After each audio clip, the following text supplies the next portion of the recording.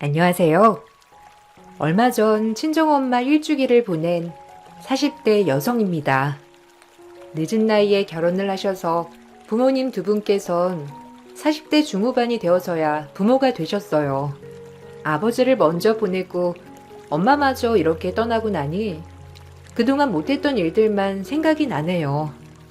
엄마는 제가 태어난 남은 생을 너무나 행복하게 보냈다고 하셨지만 지금 생각해보면 너무 큰 불효를 저지른 것 같아 후회가 되기도 한답니다.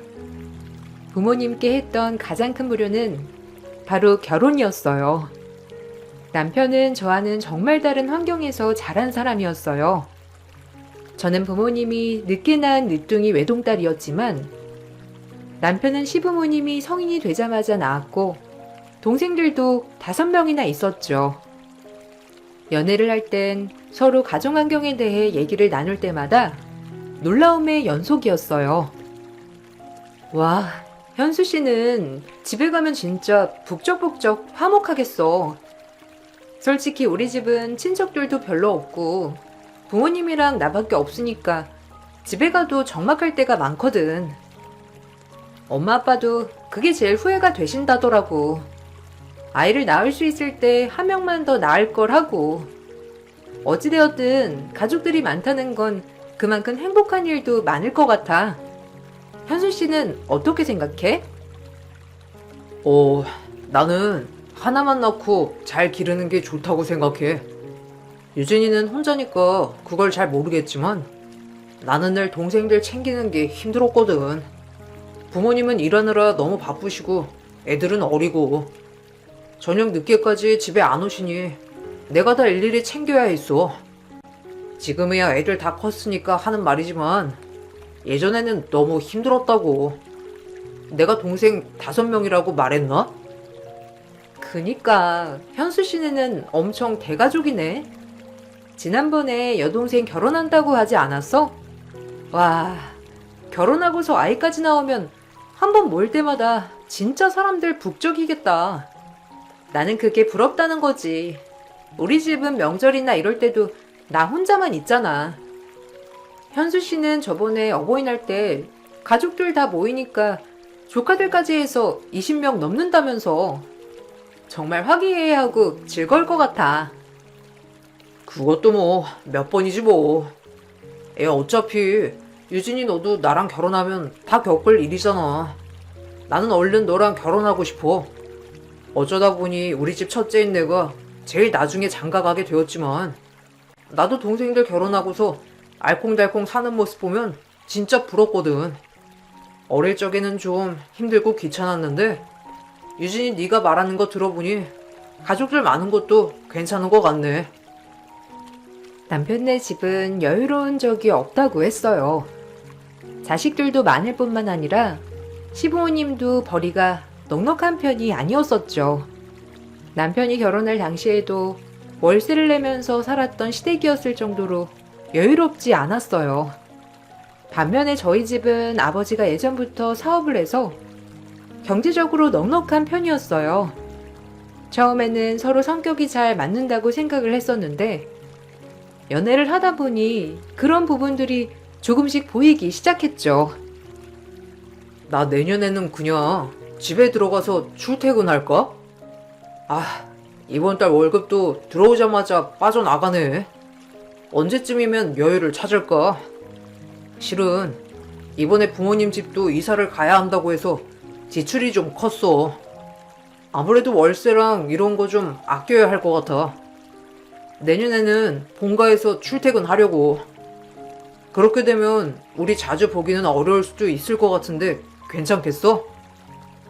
현수 씨야말로 괜찮겠어? 우리 보는 거야 주말에 쉴 때 보면 된다지만 현수 씨 본가에서 출퇴근하려고 하면 기본 3시간은 걸리잖아. 그렇게 하면 너무 힘들지 않겠어? 그나저나 현수 씨도 걱정이겠다. 저번에 부모님 댁 이사 가는 것 때문에 스트레스 많이 받아 했잖아. 그래도 동생들 다 결혼했으니 좀 괜찮아진 거 아니야? 어떻게 현수 씨 부담이 전보다 더 커진 것 같아. 결혼하고 나서 아무래도 가족들이랑 자주 만나다 보니까 그런 것 같아. 이제는 좀 편해지겠지. 부모님 월세 내주던 거 다시 부모님이 내시기로 했어. 대신 용돈 드려야 할 것 같아. 내가 장가 가기 전까지만 받겠다고 하시던데. 아버지도 다시 일 시작하셨고 괜찮아지시겠지. 연애할 때 남편의 상황은 생각보다 좋지 않았어요. 그럼에도 불구하고 남편은 꿋꿋하게 일을 하고 늘 저를 먼저 생각하면서 데이트를 했었죠. 그런 모습을 보면서 전 남편이 진실되고 성실한 사람이라고 생각을 했어요. 사실 금전적인 부분은 크게 중요하지 않다고 대수롭지 않게 생각을 해버렸죠. 다행히 결혼을 고민할 때쯤 시부는 다시 일을 시작하셨고 시모도 중간중간 아르바이트를 하면서 생계를 꾸리셨어요. 그러면서 상황이 조금씩 나아지는 듯 보였죠. 사실 가난한 집 장남이라 걱정을 많이 했지만 남편은 자격지심도 없는 것 같았어요. 생일날 집에서 제 차를 바꿔주신 날이 있었는데 그때 남편의 행동이 좋았어요. 우와, 유진이 진짜 기분 좋겠다. 어떻게 생일이라고 이렇게 좋은 차로 바꿔주셔? 정말 대단하다. 난 유진이 부모님이 너한테 해주시는 걸 들을 때마다 아, 이게 부모가 해주는 거구나. 새삼 놀라게 되는 것 같아. 나도 진짜 노력해서 내 자식한테는 이렇게 멋지게 생일 선물 해줄 수 있는 아빠가 될 거야. 정말 축하해. 유진아, 내가 다음에는 제일 좋은 선물을 해줄게. 고마워. 현수 씨가 이렇게 같이 기뻐해주니까 더 기쁜 것 같아. 사실 그 전에 만났던 사람들은 내가 집에서 뭐라도 선물 받았다고 하면 사치한다는 둥, 자기한테 자랑하는 거냐는 둥, 자격지심 부리는 남자들만 있었거든. 현수 씨처럼 말하는 사람은 처음이야. 난 현수 씨가 준 선물이 더 고마워. 내가 꼭 필요하다는 거 현수 씨가 사준 거잖아. 어떻게 잊지 않고 기억하고 있었어? 에이, 사랑하는 사람이 필요하다는 건 꼭 기억하고 있어야지. 그래도 유진이 네가 꼭 필요하다는 게 내가 딱 구할 수 있어서 정말 다행이야. 다음에는 어떤 물건이든지 내가 떳떳하게 고민 없이 살 수 있을 정도로 능력을 키워볼게. 그나저나 이런 걸로 자격지심 부리다니. 부모가 자식한테 뭔들 못해주겠어. 이런 건 부모님 사랑 듬뿍 받는구나 생각하고 좋아해야지. 남편은 다정하고 섬세한 사람이었어요. 금전적으로 여유로운 건 아니었지만 그런 게 전혀 느껴지지 않을 정도로 늘 절 배려하고 생각해줬죠. 그래서 그런지 저는 남편을 만날 때면 마음이 편안하고 좋았어요. 1년을 채 만난 것도 아니었는데 결혼을 한다면 저뿐만 아니라 나중에 태어날 아이에게도 정말 좋은 남편, 아빠가 될 거라 생각이 들었죠. 그 생각이 확신에 차게 되었던 계기는 바로 저희 부모님을 만나게 되면서부터였어요. 부모님과 밖에 외식을 하러 갔던 날이 있었는데 그날 남편이 근처에 있다면 잠깐 인사를 하러 오겠다고 한 적이 있었어요. 안녕하세요. 유진이 만나고 있는 강현수라고 합니다. 안 그래도 어머님, 아버님 한번 찾아뵙고 인사를 드려야 하는 거 아닌가 생각을 했었는데 마침 이렇게 좋은 자리가 있어서 인사드릴 수 있었네요. 이건 여기 오다 보니 제가 좋아하는 차 파는 곳이 있더라고요. 식사하시고 댁으로 바로 가신다는 얘기를 듣고 가셔서 푹 주무실 수 있게 따뜻한 차 티백 준비해 봤어요. 어머, 자상해라. 우리 유진이가 안 그래도 만나는 남자친구가 너무 괜찮다면서 늘 얘기를 했었거든요. 이렇게 처음 만나는 자리에서도 자상하게 선물까지 챙겨오고 정말 고마워요. 유진이 거래처 회사 직원이라고 하던데 일은 힘들지 않아요? 오늘도 회사 회식 때문에 근처에 와 있는 거라고 해서 아유, 이렇게 와 있어도 괜찮은 건지 걱정이네요. 아, 괜찮습니다. 잠깐 시간이 나서 들렸어요. 그래도 근처에 계시는데 인사는 드려야 하지 않을까 싶어서요. 저희 회사 덕분에 유진이도 만날 수 있었죠. 거래처가 아니었더라면 제가 유진이를 감히 만날 수 있는 자리는 없었을 것 같아요. 다행히 이렇게 좋은 인연이 되어서 연인으로 발전하게 된 걸 저는 무엇보다 가장 큰 축복이라고 생각합니다. 다음번에 정식으로 인사드리겠습니다. 남편은 처음 보는 저희 부모님에게도 친절하게 얘기를 해주었고 30분도 채 되지 않는 시간이었지만 부모님께서는 남편이 좋은 사람 같아 보인다면서 칭찬하셨어요. 오래도록 회사를 운영하셨던 아빠도 남편을 보고서는 너무나 마음에 들어 하셨죠. 저는 남편과 결혼 생각도 있었기 때문에 부모님께 남편의 가정 상황에 대해서도 모두 말씀을 드렸어요. 부모님께서는 그런 부분은 단지 일부분일 뿐이라면서 무엇보다 중요한 건 마음이라고 저희를 허락해 주셨어요. 사실 처음에는 남편 상황도 그렇고 결혼을 할 수 있을까 고민이 많았는데 남편은 저희 부모님을 뵙고 온 뒤로 적극적으로 결혼을 하자고 말을 꺼내기 시작했어요. 유진아, 사실 나도 지금 결혼할 상황이 아닌 거 알아. 우리 집 넉넉한 편도 아니고 작년에 동생도 결혼했으니 집에서는 더 이상 도와줄 여력도 없을 테고 내 힘으로 결혼 준비해야 한다는 거 나도 알고 있지만 나는 꼭 결혼을 한다면 너랑 했으면 좋겠어. 우리가 적은 나이도 아니고 이제는 서로 진지하게 생각을 할 때도 됐잖아. 유진이 너는 어떻게 생각해? 현수 씨, 근데 나는 지금 우리가 결혼을 할 수 있을까 고민이 돼. 사실 아빠 건강이 많이 안 좋으셔. 엄마도 이것저것 신경 쓰실 겨를도 없으시고. 지금 결혼을 준비하는 건 조금 힘들 것 같아. 현수 씨 집 상황 때문에 결혼을 못 하겠다고 하는 건 아니야. 그냥 단지 지금 우리 아빠가 많이 편찮으시니까 조금 나아지시면 그때 준비하는 게 좋지 않을까 싶어서. 그래서 더 지금 해야지. 사실은 그때 유진이 부모님 만나 뵙고 나서 얼른 결혼을 해야 되겠다는 생각이 들었어. 아버님께서 많이 편찮으신 게 바로 보이고 시간이 그렇게 많이 남아있지 않을 수도 있겠다 싶어서. 그때 유진이 네가 말했잖아. 아버님이 유진이 결혼하는 건 꼭 보고 가고 싶다고 하셨다면서. 우리가 그 소원 들어드리자. 이것저것 다 갖추고서 준비하지 말고 정말 양가 부모님 모시고 결혼식만이라도 하면 좋을 것 같아. 남편은 부모님 나이가 있으시니 더 늦기 전에 결혼식을 올리자고 제안을 했어요. 그때 당시 아빠가 많이 편찮으셨던 상황이라 저는 결혼에 대한 생각을 하기가 어려웠죠. 그래도 부모님께 슬쩍 얘기를 꺼내니 너무나 좋아하셨어요. 특히나 아빠는 제 얘기에 더 치료를 잘 받아야 되겠다면서 삶의 의지를 불태우시기도 했는데 그런 모습을 보면서 결혼을 결심했던 것 같아요. 시댁에 처음 인사를 가던 날은 생각보다 걱정이 컸어요. 혹시라도 아들을 제가 뺏어간다고 생각하시지는 않을까, 마음에 안 들어 하시면 어쩌지 걱정하는 마음으로 가게 되었죠. 그런데 생각보다 시댁에서는 저를 너무나 반가워하셨어요. 아이고, 네가 우리 새아가구나. 아유, 너무너무 반가워. 우리 현수한테 얘기 많이 들었어.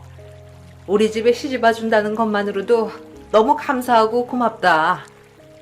사실 우리 현수가 크면서 고생도 많이 하고 힘들기도 했거든. 결혼하기 전에 현수한테 들었을지 모르지만 현수가 우리 집 생활도 책임지고 그랬어. 그런데 이제는 그런 거 전혀 걱정 안 해도 돼. 우리 둘이서 일도 하고 있고 아직 젊으니까 너희들한테 기댈 일 없을 거야. 아, 그래. 우리가 이제 일도 열심히 하고 있고 애들도 다 결혼했으니 우리들만 신경 쓰면 되니까 니들도 이제 걱정하지 말고 니들끼리 잘 살아. 그런데 우리가 여유로운 건 아니라서 결혼 준비하는데 보태주기는 어려울 것 같구나. 그 대신 우리는 시집살이 이런 거 전혀 없을 거야. 가족들도 그냥 다 각자 알아서 지들끼리 잘 살기로 했으니까 시집살이 걱정은 하지 말아도 돼. 아유, 그럼.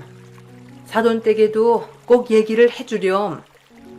사실 우리 집안 상황이 이러저러 하지만 전혀 시집살이 걱정할 필요도 없다고. 내가 다른 건 몰라도 젊은 사람이라 시집살이 이런 건 하나도 몰라.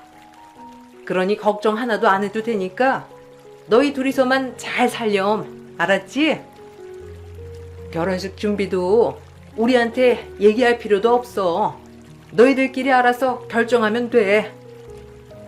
그렇게 저희는 결혼 준비를 하게 되었어요. 시댁에서도 친인척들이 별로 없다면서 초대할 사람이 없으니 작게 시작해도 괜찮다고 말씀을 하셨고, 저희 부모님도 결혼식은 소소하게 했으면 좋겠다고 말씀을 해주셔서 그렇게 진행을 하기로 했어요. 처음에는 저희 집에서 결혼 준비에 도움을 주겠다고 했지만 남편은 끝까지 거절을 했어요. 현수 씨, 그냥 엄마 아빠가 결혼 준비하는 게 도와준다고 하니까 도움받고 시작하는 건 어떻게 생각해? 엄마가 꼭 한번 물어보라고 하셔서 나도 그냥 괜찮다곤 했는데 엄마는 그래도 결혼 준비하는데 보탬이 되어주고 싶대. 그냥 결혼식장 비용이나 신혼여행 비용 이런 거 부담하는 건 어떻게 생각을 하냐고 물어보셔서. 아, 그래?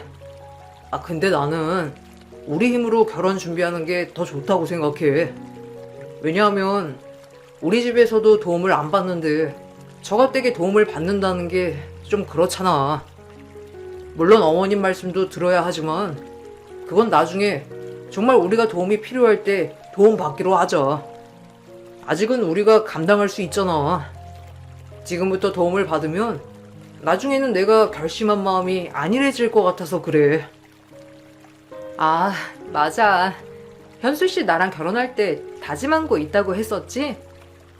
그런데 시댁에서는 별 말씀 없으셔?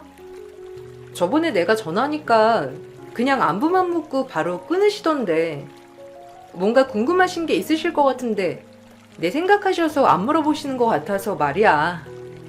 그냥 편하게 전화하셔서 물어보셔도 되는데 항상 전화드리면 얼른 끊으려고 하시는 것 같아. 내가 말했잖아. 우리 집 시집살이 없다고. 엄마 아빠 일하시느라 바쁘셔서 우리 생각할 겨를도 없으셔. 그냥 우리가 알아서 잘 준비하면 돼. 너무 걱정하지 마. 알아서 잘 될 거야. 우리 집은 하나도 걱정 안 해도 되니까 유진이 네가 어머님 아버님께 잘 말씀드려. 생각보다 쿨한 시댁 사람들과 걱정이 많았던 친정 사람들이 결혼 준비하면서 딱 다르다는 게 티가 났죠. 처음에는 저희 집에서 너무 많이 관여하는 게 아닌가 생각을 했었는데 이게 착각이었다는 걸 멀지 않아 알게 되었어요. 결혼 준비를 하던 와중에 투병을 하시던 아빠가 갑자기 돌아가시게 되면서 상황은 반전을 맞이했어요. 장례식을 치르면서 정말 정신이 하나도 없었는데 엄마는 곧 쓰러지실 듯 힘들어 하셨고 저 역시 정신을 차릴 수가 없었어요.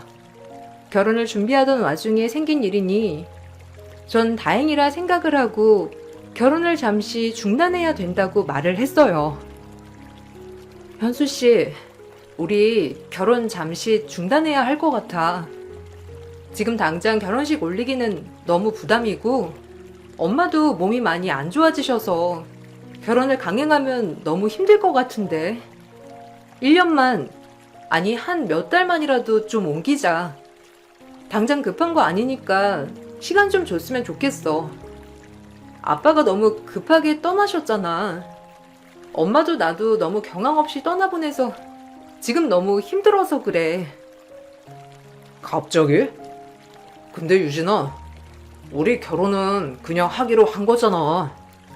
아버님 아프신 거 다 알고서 시작을 했고 이렇게 급작스럽게 돌아가신 건 나도 마음이 아프지만 그래도 돌아가신 아버님 생각해서라도 계획했던 건 해야지. 솔직히 말하면 우리 집에서도 이번에 결혼식 많이 기대를 하셨거든. 마지막으로 남은 자식 결혼하는 거라 주변 친척들한테도 다 말을 해놓았는데 갑자기 이렇게 안 한다고 해버리면. 아니, 안 한다는 게 아니라 몇 달 좀 미룰 수 없냐고 물어보는 거잖아. 결혼식장 비용이나 이런 건 내가 위약금 부담할게. 엄마가 많이 힘들어 하셔서 그래. 지금 그냥 결혼식 해버리면 엄마 더 힘드실 거야. 당신이 좀 이해해주면 안 되겠어? 내가 지금 위약금 때문에 그래? 아무리 그래도 지금껏 준비를 해왔는데 갑자기 미루자고 하니까 그렇지. 우리가 결혼식 미룬다고 해서 바로 원하는 시간에 장소에서 결혼할 수 있는 것도 아닐 테고 어떻게 그렇게 무자르듯이 딱딱 잘라서 미루자는 얘기를 하냐고. 아버님 돌아가신 건 정말 안타깝지만 이건 유진이 너희 집만 관련 있는 게 아니잖아. 당연히 결혼을 미룰 거라고 생각했던 남편은 절대로 결혼을 미룰 수 없다며 강행을 요구했어요. 당장 3개월도 남지 않은 시점에서 바꿀 수 없다고 했죠. 결혼을 준비하던 당시에 단 한 번 불만이 없었던 시댁에서도 결혼식을 미룬다고 하자마자 결사 반대를 한다며 연락이 오곤 했어요. 현수한테 들었다. 결혼 미루고 싶다고 했다며? 왜? 아버지 돌아가셔서 안 되겠니? 아무리 그래도 결혼은 일륜지 대사고 가족 간 중요한 일인데 그런 걸 네 감정 하나 때문에 미룬다는 게 말이 된다고 생각해? 아무리 아버지가 돌아가셨다고 한들 결혼식은 3개월 후에나 치르는 거고 이미 준비한 건 해야지 어떻게 하겠어? 아버지가 안 아팠던 것도 아니고. 네, 어머님 말씀 충분히 이해해요. 결혼 중요한 일이라는 것도 알고 있고 저도 굉장히 안타깝게 생각하고 있어요. 그렇지만 아버지가 아무리 투병 중이었어도 심각한 상황도 아니었고 아직 일도 하고 있었던 상황이었는데 너무 급작스러워서요. 저도 엄마도 아직 마음의 준비조차 안 하고 있었던 상황이라 제가 결혼을 안 한다는 게 아니라 단 몇 달간만이라도 조금 더 미뤄볼 수 있냐고 물었던 거예요. 절대로 안 된다. 결혼할 거면 하는 거지 미루는 게 어디 있니? 사람 일이 어떻게 될 줄 알고. 그동안 니들이 알아서 어련히 잘하겠거니 생각을 해가지고 내가 별말은 안 했는데 솔직히 결혼 준비하는 게 우리 마음에 썩 드는 부분은 없었어. 근데 또 여기서 네가 결혼을 미룬다고 하니 내가 너한테 좋은 감정이 생기겠니? 다른 건 몰라도 결혼식 미루는 건 절대 안 돼. 이미 주변에 다 얘기를 해놓았는데 사돈 돌아가셔서 안 된다는 게 말이 안 되잖니. 시댁에서도 너무 반대를 하니 저는 결혼을 하는 것에 대한 회의감까지 들고 말았죠. 특히나 엄마가 너무나 힘들어 하셔서 이 시기에 결혼을 하는 건 어려운 일이라 생각이 들었어요. 그래서 전 헤어질 결심을 하고선 남편에게 결혼을 미루자는 얘기를 하게 되었어요. 실은 엄마가 아빠 돌아가시고 나서 우울증이 생기셨고 저녁마다 잠도 못 주무시고 계셔. 지금은 내가 같이 곁에서 자면서 엄마 돌보고 있지만 내가 결혼을 하고 나서는 그렇게 하지 못하잖아. 당신 입장에서는 이해 안 되는 거 알아. 근데 나한테는 엄마도 중요해. 건강도 많이 나빠지셨고 이 상태에서 결혼하면 나는 내 마음도 편치 않을 것 같아. 어차피 결혼 날짜나 이런 건 옮길 수도 있는 거고 아직 3개월 남은 거잖아. 어떻게 그렇게 쉽게 얘기를 해? 결혼 준비하면서 아무리 이것저것 준비한 게 없다고 해도 어쨌든 결혼을 하는구나 마음을 먹은 거랑 안 먹은 거랑은 다르지. 그리고 우리가 결혼을 하고 안 하고랑 장모님이 힘들어 하시는 거랑 무슨 상관이야. 우리가 결혼을 안 한다고 해서 돌아가신 장인어른이 다시 살아 돌아오시는 것도 아닌데 나는 이게 더 이해가 안 돼. 내가 설명했잖아. 엄마가 아빠 돌아가시고 나서 불면증에 우울증 생기셨다고. 그럼 나 결혼해서 엄마 괜찮아지실 때까지 친정에 있어도 돼? 그건 당신도 싫잖아. 그냥 결혼하기 전에 엄마를 좀 더 챙기고 싶다고 생각해서 그런 거야. 솔직히 우리 결혼 날짜 잡을 때도 처음에 우리 1년 뒤에 결혼하는 걸로 해서 넉넉하게 준비하려고 했었잖아. 그러다가 식장 자리가 나와서 급하게 당겼던 거고. 그냥 그때 우리 원래 계획했던 날에 하는 거야. 너무 나쁘게만 생각하지 말아줘. 예비 남편은 끝까지 제 의견에 동의를 해주지 않았죠. 그렇게 냉전 기간을 갖게 되면서 전 이대로 헤어지는구나 생각을 했었어요. 그러다가 며칠 후 남편은 연락을 먼저 해왔는데 남편이 제안한 말은 저도 너무나 놀라운 얘기였어요. 결혼 그냥 우리 원래 날짜에 하자. 장모님 걱정이라면 그냥 우리 모시고 살아. 그게 낫겠어. 장모님 내가 모시고 살 테니까 당신 그러면 결혼 그대로 해도 괜찮은 거지? 생각해보니까 이건 간단하게 해결될 일이었어. 우리 그냥 장모님 모시고 살면 되잖아. 그러면 당신도 편하고 나도 편하고 좋지 않겠어? 그렇게 하면 괜찮을 것 같지? 뭐? 갑자기 무슨 엄마를 모시고 살아? 어떻게 그렇게 해? 그러지 않아도 돼. 그냥 단지 결혼을 좀 미뤘으면 좋겠다고 생각한 것 뿐이야. 엄마도 우리랑 같이 사는 건 원하지 않으실 테고, 엄마 좀 괜찮아지실 때까지만, 우울증이랑 불면증 나아질 때까지만 같이 시간 좀 보내겠다고 한 거야. 엄마가 내년에는 이모 댁으로 가서 살겠다고 하셔서 괜찮을 것 같아. 아니야. 어떻게 어머님을 이모님 댁에 보내? 그냥 우리가 모시고 살자. 그게 나도 마음이 편하겠어. 당신이 장모님 그렇게 신경 쓰고 있는데 나는 너무 가볍게 생각을 했었네. 장모님께 내가 말씀드릴게. 남편은 저에게 합가를 하자고 제안을 한 후에 바로 저희 엄마를 만나러 왔더라고요. 당연히 엄마는 너무나 좋아하셨고 정말로 당신을 모시면 총담 38평 아파트를 남편 명의로 사주겠다는 제안도 하셨죠. 사실 제 걱정은 따로 있었는데 엄마보다는 시댁에서 이걸 허락해 줄 건가 걱정이 너무 많았어요. 그런데 시댁에서는 뜻밖의 반응을 보이셨어요. 결혼 그대로 하기로 했다며? 잘 생각했어. 결혼 그거 날짜 한번 정해지면 그대로 하는 게 나아. 그게 생각보다 쉬운 일이 아니거든. 어쨌든 잘 생각했어. 어머니도 모시고 살기로 했다지? 그래, 뭐 어쩌겠니? 안사돈께서 그렇게 힘들어 하시는데 하나밖에 없는 딸이 모시고 살아야지. 우리 걱정했다면 그런 거 걱정 안 해도 돼. 우리야 자식들 빨리 독립하는 날만 꿈꿔왔는데 합가는 아예 생각도 안 했었지 뭐. 정말 그렇게 해도 괜찮으시겠어요? 사실 현수 씨가 합가하겠다고 했을 때 제 머릿속에 어머님 아버님이 딱 떠올라서 너무 죄송했어요. 저희 엄마도 하나밖에 없는 딸이 저지만 현수 씨한테도 어머님 아버님한테는 소중한 장남이잖아요. 그래서 합가를 한다고 하면 좋아하시진 않을 거라 생각했어요. 뭐 반가운 소식은 아니지만 이해는 하지. 안사돈께서 많이 힘들어 하시지 않니? 어쨌든 결혼은 그대로 한다고 하니 다행이긴 한데 내가 한 가지 부탁을 좀 해도 될까? 이번에 주변에 현수 결혼한다고 했더니 친인척들이 좀 많이 온다고 하네.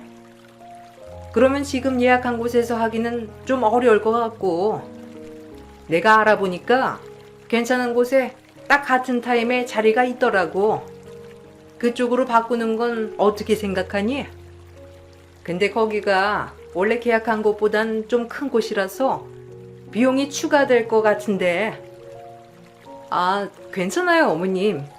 시간만 맞으면 편하신 대로 바꾸셔도 괜찮아요.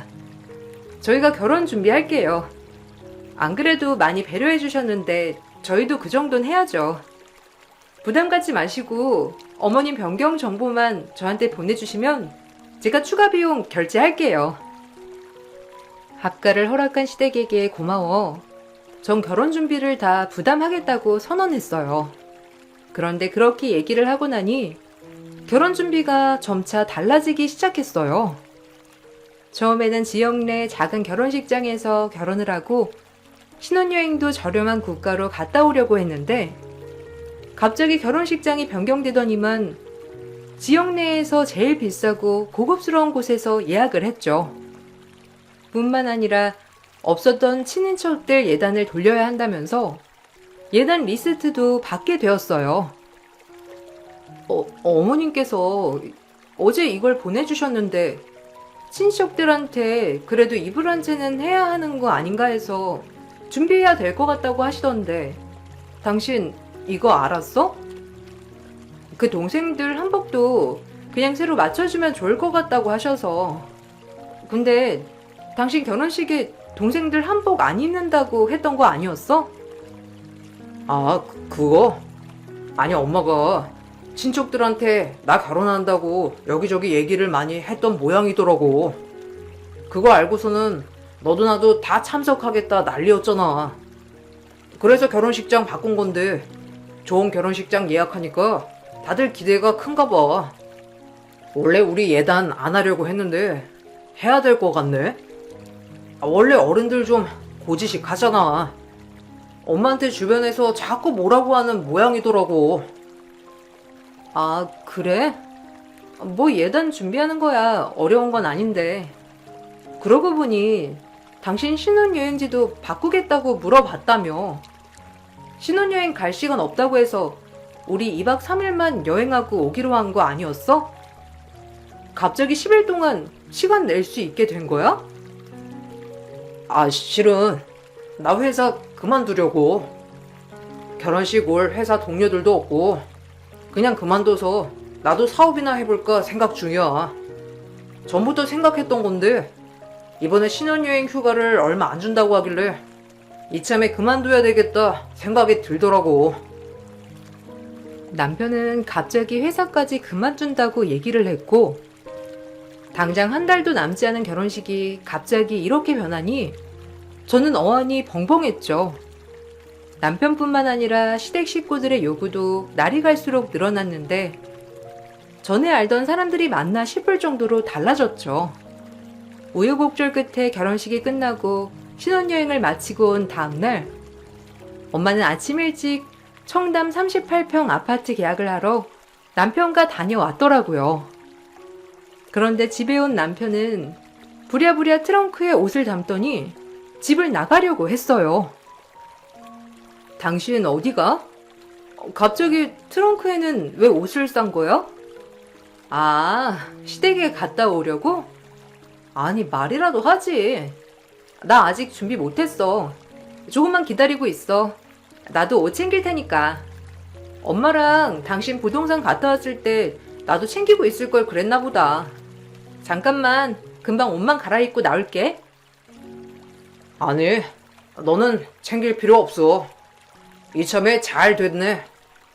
그렇게 소중한 엄마랑 앞으로 잘 살아. 나는 가볼 테니까.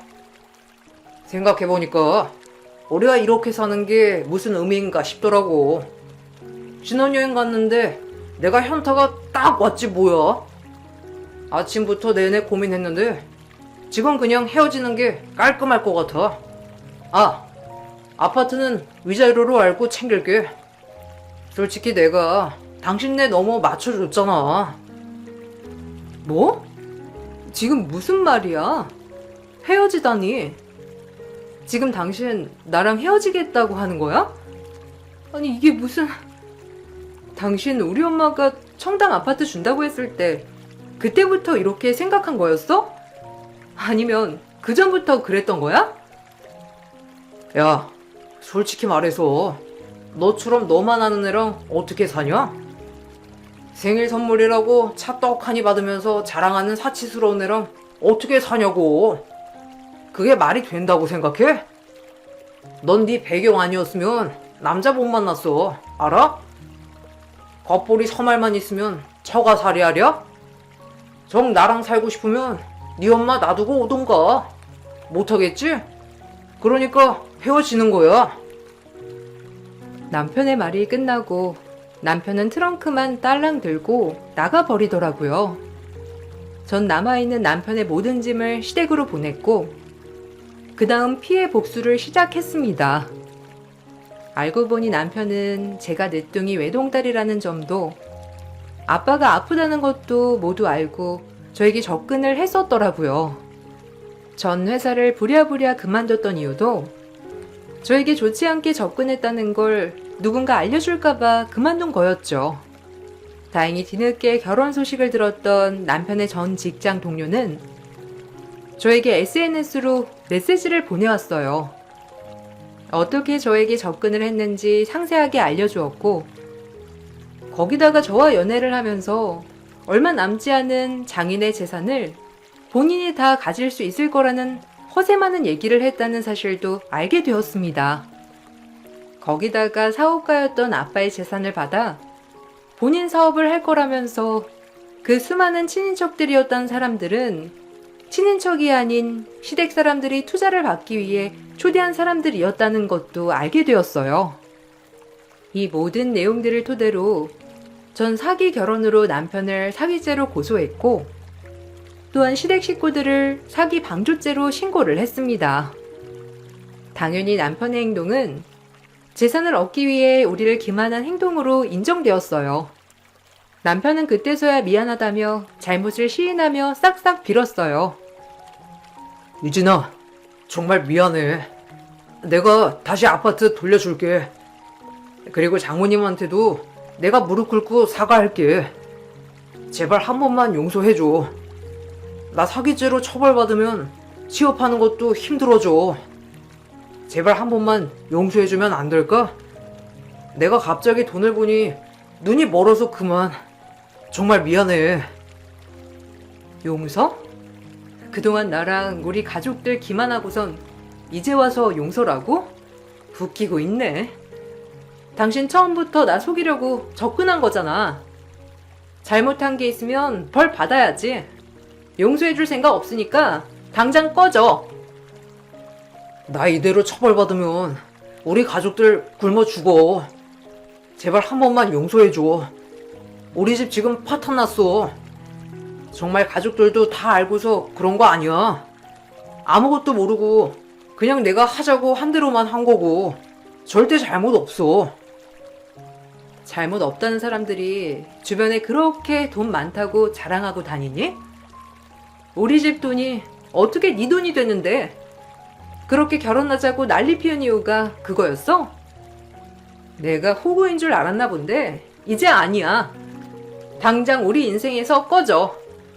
그리고 네가 받아간 아파트 매매 취소됐거든? 계약서 작성한 걸로 네 거 된 줄 알았나 본데 우리 엄마가 너랑 같은 줄 알아?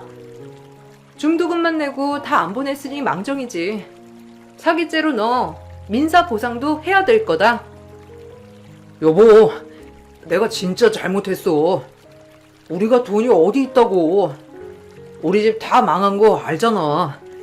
가족들 다 사기 방조죄로 처벌받고 나까지 처벌받으면 진짜 우리 집 망해. 어떻게 냉정하게 그럴 수가 있어. 우리가 얼마나 애틋한 사이였는데. 애틋 좋아하네. 우리가 언제 애틋했니? 네 계략에 속아 넘어간 내가 얼마나 자책하면서 살고 있는 줄 알면 넌 그 처벌 가벼운 거야. 니까지 거 사회에 발도 못 붙이게 만들어줄 거니까 각오해.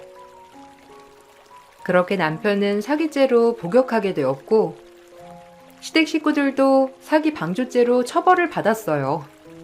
나중에 알고 보니 시댁 식구들은 전부 다 제대로 된 직장 없이 남편이 벌어다 둔 돈으로 생활을 했다더라고요.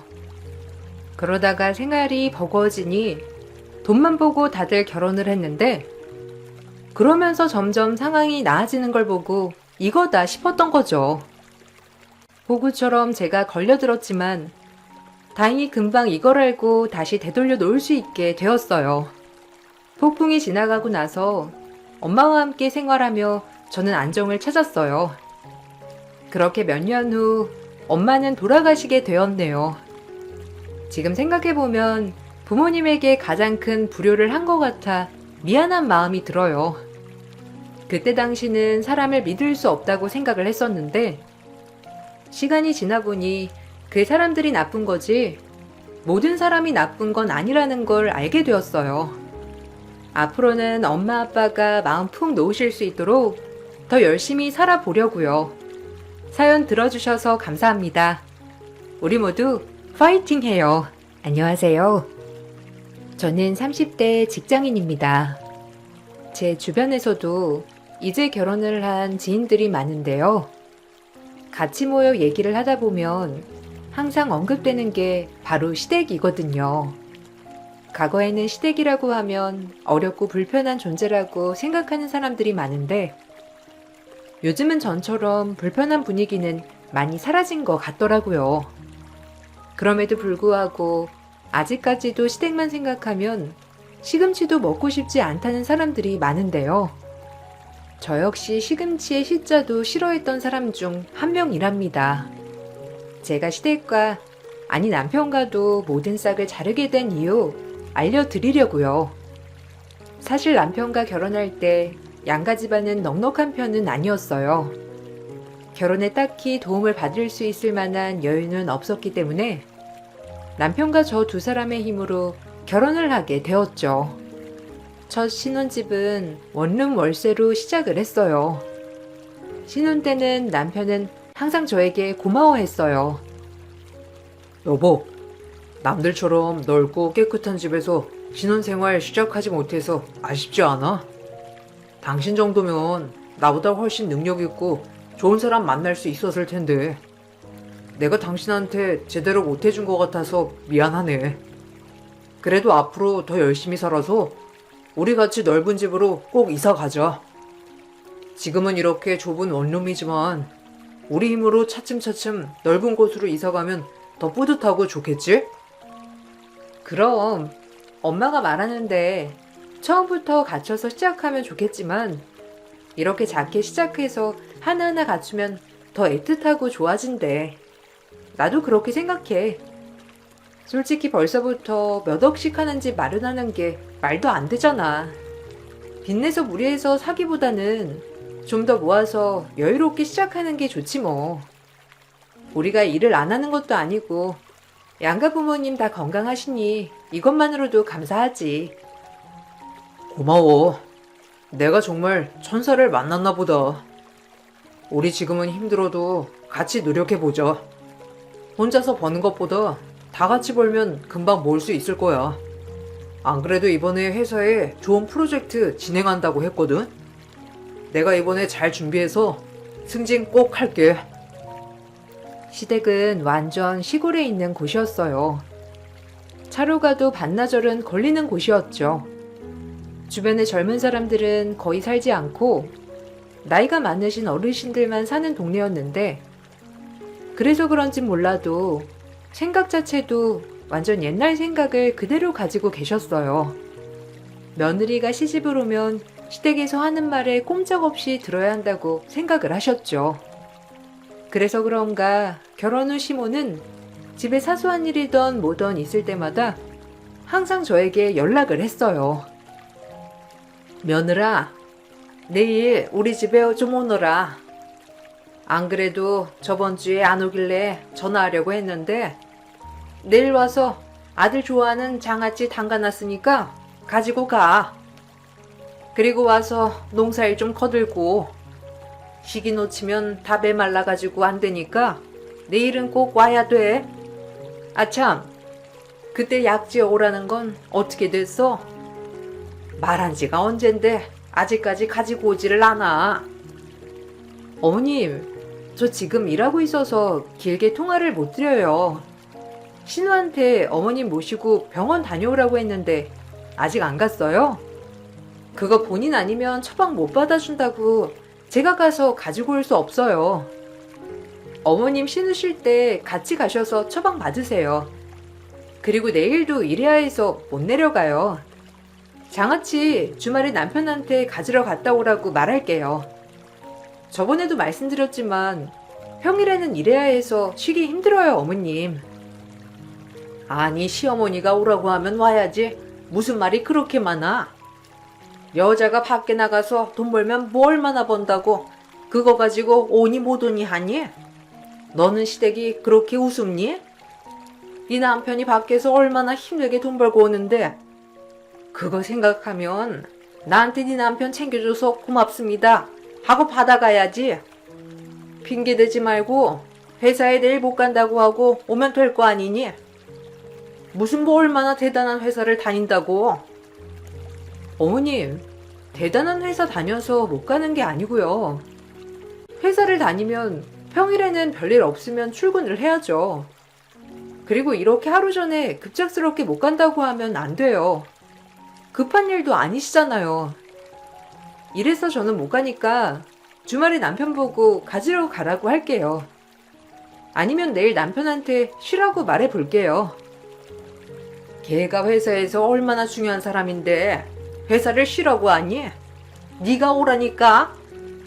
네가 와야지 누굴 보고 오라가라 해? 시집 와서는 어떻게 제대로 시댁에 내려온 적이 없니? 일한다고 못 온다 어째서 못 온다 핑계만 태산이고 내일은 꼭 와라 알았지? 막무가내로 통보하는 시모가 너무 황당했지만 전 더 이상 대응하지 않고 남편에게 넘겼죠. 그나마 남편이 초반에는 잘 정리를 해줬지만 그래도 시모는 꿋꿋하게 저에게 연락을 해왔어요. 가장 충격을 받았던 날은 바로 명절이었어요. 결혼하고 첫 명절 때 친척들이 죄다 시댁으로 모였거든요. 남편도 몇 년 만에 본다는 친척들도 있을 정도로 정말 많은 사람들이 시댁으로 왔어요. 명절 전날부터 당일날까지 쉴 새 없이 하루 종일 밥상을 차리고 치우고 설거지까지 바쁘게 보냈어요. 시골 어르신들이라 첫 며느리가 반갑기도 하고 궁금할 수도 있겠다 싶어 꾹 참았죠. 다음날 전 일찍 친정에 가려고 자고 있는 남편을 깨우려고 했어요. 너 뭐하니? 아이고 일로 와. 아니 잘 자고 있는 애를 뭐하러 깨워? 더 자게 둬. 지금까지 일하느라 얼마나 피곤했으면 애가 세상 모르고 자고 있겠니? 깨우지 말고 푹 자고 알아서 일어날 때까지 그냥 둬라. 할 일 없어서 그러니? 그러면 너는 나랑 같이 나가서 밭일이나 좀 하자꾸나. 옷 좀 편한 걸로 갈아입고 와. 왜? 어디 가게? 아직 점심도 안 됐는데 어딜 가려고? 저희 친정에 가야죠.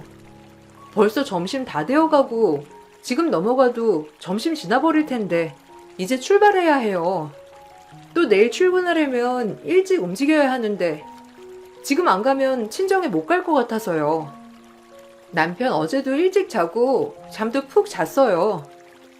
더 자면 저녁에 잠 안 오고 힘드니까 그냥 지금 일어나는 게 좋을 것 같아요. 뭐? 친정? 얘가 또 결혼한 걸 잊어버렸나 보네. 요즘 애들은 결혼한 걸 자주 잊어버린다니? 여기가 어디야? 시댁이잖아 시댁. 어디서 버르장머리 없게 시댁에서 친정을 언급해? 명절에 누가 친정에 가니? 명절 다 끝나고 주말에 혼자서 후딱 갔다 오면 되는걸. 또 굳이 아들 끌고 가가지고 인사하겠다고. 이번 명절은 여기서 보내고 다음 명절의 마지막 날에 가면 될 거 아니니? 네? 그게 무슨... 아니요. 그냥 오늘 갈게요, 어머님. 친정에서도 어제부터 언제 오냐고 연락 계속 오고 저도 집에 가고 싶어요. 내일 출근도 해야 하면 지금부터 움직여야 맞는 것 같고요. 연휴부터 내내 여기 있었잖아요, 어머님. 오늘은 일찍 넘어갈게요. 그게 뭔 소리야? 시댁에 왔으면 우리가 가거라 할 때까지 있어야 예의인 거지. 누가 버릇없게 먼저 가겠다는 말을 해? 시집 와서 친정을 가는 며느리가 어디 있니? 명절 아직 끝나지도 않았는데 저녁까지 싹 챙겨서 먹고 가야지. 시모의 큰 소리에 자던 남편은 헐레벌떡 일어나 절 끌고 나왔어요. 그렇게 전 친정으로 가게 되었지만 가는 내내 아무리 곱씹어봐도 시모의 태도가 이해가 가지 않았죠. 시댁에 있으면서 군소리 하나 없이 모든 상차림을 혼자서 해야 했고 시댁 식구들 그 누구 하나 도와주지도 않았는데 도대체 왜 저러시는지 이해가 되지 않았어요. 친정으로 향하는 길에도 전 남편과 대판 싸웠어요. 그래, 엄마가 좀 너무하긴 했는데 그래도 며느리 왔다고 여기저기 엄마가 엄청 전화하고 오라고 했던 모양이더라고. 아까 들어보니까 저녁에는 다른 사촌들도 온다고 했던 것 같은데 아마 이번에 며느리 들어오고 첫 명절이라서 더 신경을 많이 쓰신 것 같아. 그래서 간다고 하니까 엄마가 마음에도 없이 그런 말을 하신 것 같고 그냥 한 번만 좀 참아주지 그랬어. 오랜만에 보는 건데. 우리 결혼한 지 1년도 안 됐고 한 달에 한 번은 이 먼 곳까지 꼭 왔어. 거기다가 주말마다 안부 전화 드리고. 당신은 우리 집에 그렇게 해? 우리 집에 언제 가봤는데? 결혼하고서 우리 집에는 딱 2번 갔잖아. 근데 난 벌써 10번은 더 갔어. 근데도 무슨 또 참으라는 거야? 연휴부터 당일까지 쭉 여기서 내내 일했어. 쉴 틈 없이 앉을 틈도 없이 일하다가 겨우 집에 가겠다는데 그걸 참으라고? 계속 참으라는 게 아니라 아휴 됐다. 내가 다 잘못했어. 엄마가 옛날 분이셔서 그렇게 말한 거지. 아직 도연이도 안 왔잖아. 저녁에 도연이도 온다고 하니까 아마 엄마는 다 같이 모여서 밥 한 끼 먹자 싶으셨나 봐. 그래, 도연 아가씨. 아가씨는 도대체 명절에 보이지도 않고 어딜 간 건데? 왜 나는 여기 집안 사람들 얼굴도 모르는데 밥상까지 차리고 치우고 정리하고 그걸 왜 내가 다 하고 있었는데? 그래도 난 어머님이 많이 기대하셨구나 생각이 들어서 잘하려고 노력했어. 근데 그건 하나도 안 알아주고 더 있으라고? 내가 너무했다고?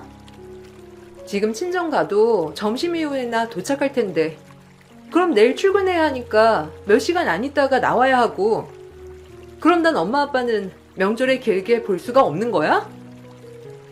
남편의 사과로 끝이 났지만 시댁만 생각해도 답답한 마음이 들게 되었죠. 시모는 틈날 때마다 손주 타령을 했어요. 당장 생활이 넉넉한 건 아니었고 계획은 몇 년으로 생각하고 있었는데 아무리 설명해 드려도 꿋꿋이 손주 타령을 하셨죠. 심지어 꼭 아들을 낳아야 한다면서 강조를 하셨어요. 내가 이번에 좋은 꿈을 꿨는데 주변에 물어보니까 다들 태몽이라고 하더라. 니들 임신한 거 아니니? 남자들은 잘 모르니까 네가 얼른 가서 테스트기라도 해봐라. 내가 보기에는 임신한 거 같으니 이번에 임신해서 낳으면 딱 좋을 것 같구나. 옆집 며느리는 딸만 둘이라던데 너는 꼭 아들 낳아야 한다. 아들이 재산이야.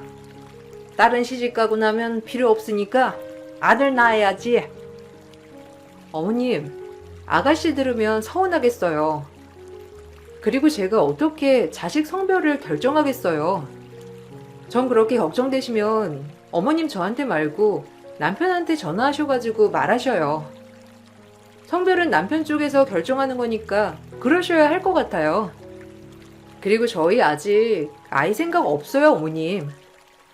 몇 년 더 열심히 일하고 돈도 좀 모으면 아이 생각해보겠다고 저번에도 말씀드렸었잖아요. 남녀관계가 그렇게 무자르듯이 된다니? 다들 그냥 아이 생기고 살다 보면 다 풀리고 그러는 거야. 내가 다 살아보고 말해주는 거니까 내 말 새겨서 들어. 내가 니들 나쁘게 들라고 말하겠니? 다 니들 좋으라고 말하는 거지. 특히 너는 왜 이렇게 내 말에 꼬치꼬치 토를 달아? 하여튼 니 기가 너무 세가지고 우리 아들 기 못 펼까봐 내가 얼마나 마음이 조마조마한지 아니? 니가 너무 세니까 애가 안 들어서는 거 아니야? 시모만 이렇게 한다면 사실 무시할 수도 있겠지만 시댁에는 또 다른 빌런이 있었어요. 바로 남편과 나이 차이가 나는 신우이였죠. 저희가 결혼할 때쯤 대학생이었던 신우는 이렇게나 개념이 없나 싶을 정도였어요. 시모는 그래도 나이가 많으시니 그럴 수 있다 치더라도 신우는 정말 왜 그럴까 싶은 생각이 들었죠. 시댁에서도 신우를 말릴 수 있는 사람은 없는 것 같았어요. 그래도 오빠는 무서워해서 매번 뭔가 부탁할 일이 있으면 저에게 연락을 해왔죠. 언니, 이번에 집에 왔다면서요? 안 그래도 이번에 만나면 뭐 좀 부탁하려고 했는데. 아, 왜 이렇게 일찍 갔어요? 서운하게. 하여튼 언니, 옆에 오빠 없죠? 사실은 제가 급하게 돈이 필요한데 언니밖에 생각이 안 나가지고요. 저 용돈 좀 챙겨주세요. 오빠한테 저번에 슬쩍 말했더니 돈 관리 언니가 하고 있다면서요? 그럼 언니는 좀 편하게 줄 수 있네요. 아, 용돈이요? 저번에 아가씨 생일 때 오빠가 100만 원 줬던 거 벌써 다 썼어요? 그때도 아가씨 사고 싶은 거 있다면서 딱 100만 원 모자라다고 해서 이번에 그렇게 챙겨드린 건데. 근데 그 선물 오빠가 대신 사줬다면서요. 그래서 그거 용돈으로 그냥 쓰라고 했다고 해서 그런 줄 알았어요. 근데 갑자기 용돈은 왜요? 에이, 언니도 알면서. 대학생이면 여기저기 꾸미고 다닐 때잖아요. 공부도 해야 하는데 아르바이트 하느라고 공부도 못하고. 이번에는 공부에 좀 집중해 보려고요. 그러니까 언니가 좀 챙겨주면 안 돼요? 솔직히 우리 집 넉넉한 편도 아니고 다른 애들 들어보니까 새언니가 노트북도 사주고 독서실도 끊어주고 하던데. 전 다른 거 다 필요 없고 그냥 생활비만 좀 보태주시면 돼요. 아가씨, 저 오빠가 매달 용돈 조금씩 챙겨주는 거 알고 있어요. 안 그래도 아가씨 계속 저한테 연락 와서 용돈 달라고 하는 거, 솔직히 저도 대학생 시절이 있었으니까 그럴 수 있다고 해서 말 안 하려고 했는데요. 저희 그렇게 넉넉한 편은 아니에요. 이제 이사도 가야 하고 집이라도 한 채 마련하려면 지금부터 부지런히 벌어야 하는데 그냥 오빠가 챙겨주는 용돈으로 만족하면 안 될까요? 그 코딱지만한 걸로 뭐래요? 교통비 하면 끝인데. 그리고 오빠가 용돈 챙겨주는 거 알면 저한테 알고 있다고 미리 말이라도 해야죠. 어떻게 그걸 모른 척 할 수 있어요? 언니 진짜 너무한 거 아니에요? 진우는 본인 마음대로 되지 않으면 삐졌다가 원하는 게 있으면 아무렇지 않은 척 연락을 하곤 했어요. 그럴 때마다 신우비를 맞춰야 하나 혼란스러웠지만 시댁 식구들은 다들 그냥 그러려니 하고 맞춰주더라고요. 어느 날은 신우 생일날 같이 만나 밥을 먹기로 했었는데 갑자기 취소가 되었던 날이 있었어요. 그냥 친구들이랑 만나는가 보다 생각을 하고 넘어갔었는데 그날 저녁에 신우가 갑자기 저에게 기프트콘이랑 같이 고맙다는 메시지가 왔더라고요. 여보, 이거 봐봐. 아가씨가 나한테 갑자기 기프트콘 보냈는데? 이거 뭐지? 내가 따로 뭐 챙겨준 거 없는데? 아, 아가씨, 당신이 아가씨한테 용돈 줬어? 이번에 그래도 생일이니까 용돈 두둑이 담으라고 했잖아. 그거 챙겨줘서 나한테 보내준 건가? 근데 작년 생일 때는 고맙다는 말 한마디도 못 들었는데 어떻게 올해 생일에는 갑자기 고맙다면서 기프트콘도 보내주지? 아, 걔가 그렇게 보냈어? 당신한테 말하려고 했는데 그 사실은 내가 걔한테 선물 하나 했어. 당신이 주라고 그렇게 말을 해서 그런가 봐. 기분 좋지?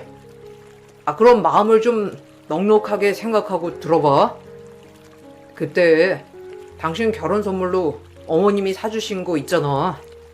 그거 당신 한 번도 안 메고 다녔잖아. 메고 다닐 것도 없고 그렇다고. 그거 선물로 줬어. 어차피 당신 안 메고 다닌다고 하고 그래서. 뭐? 지금 그걸 선물로 준 거라고? 아니 그걸 주면 어떡해? 내가 얼마나 아끼고 아껴서 안 들고 다닌 건데.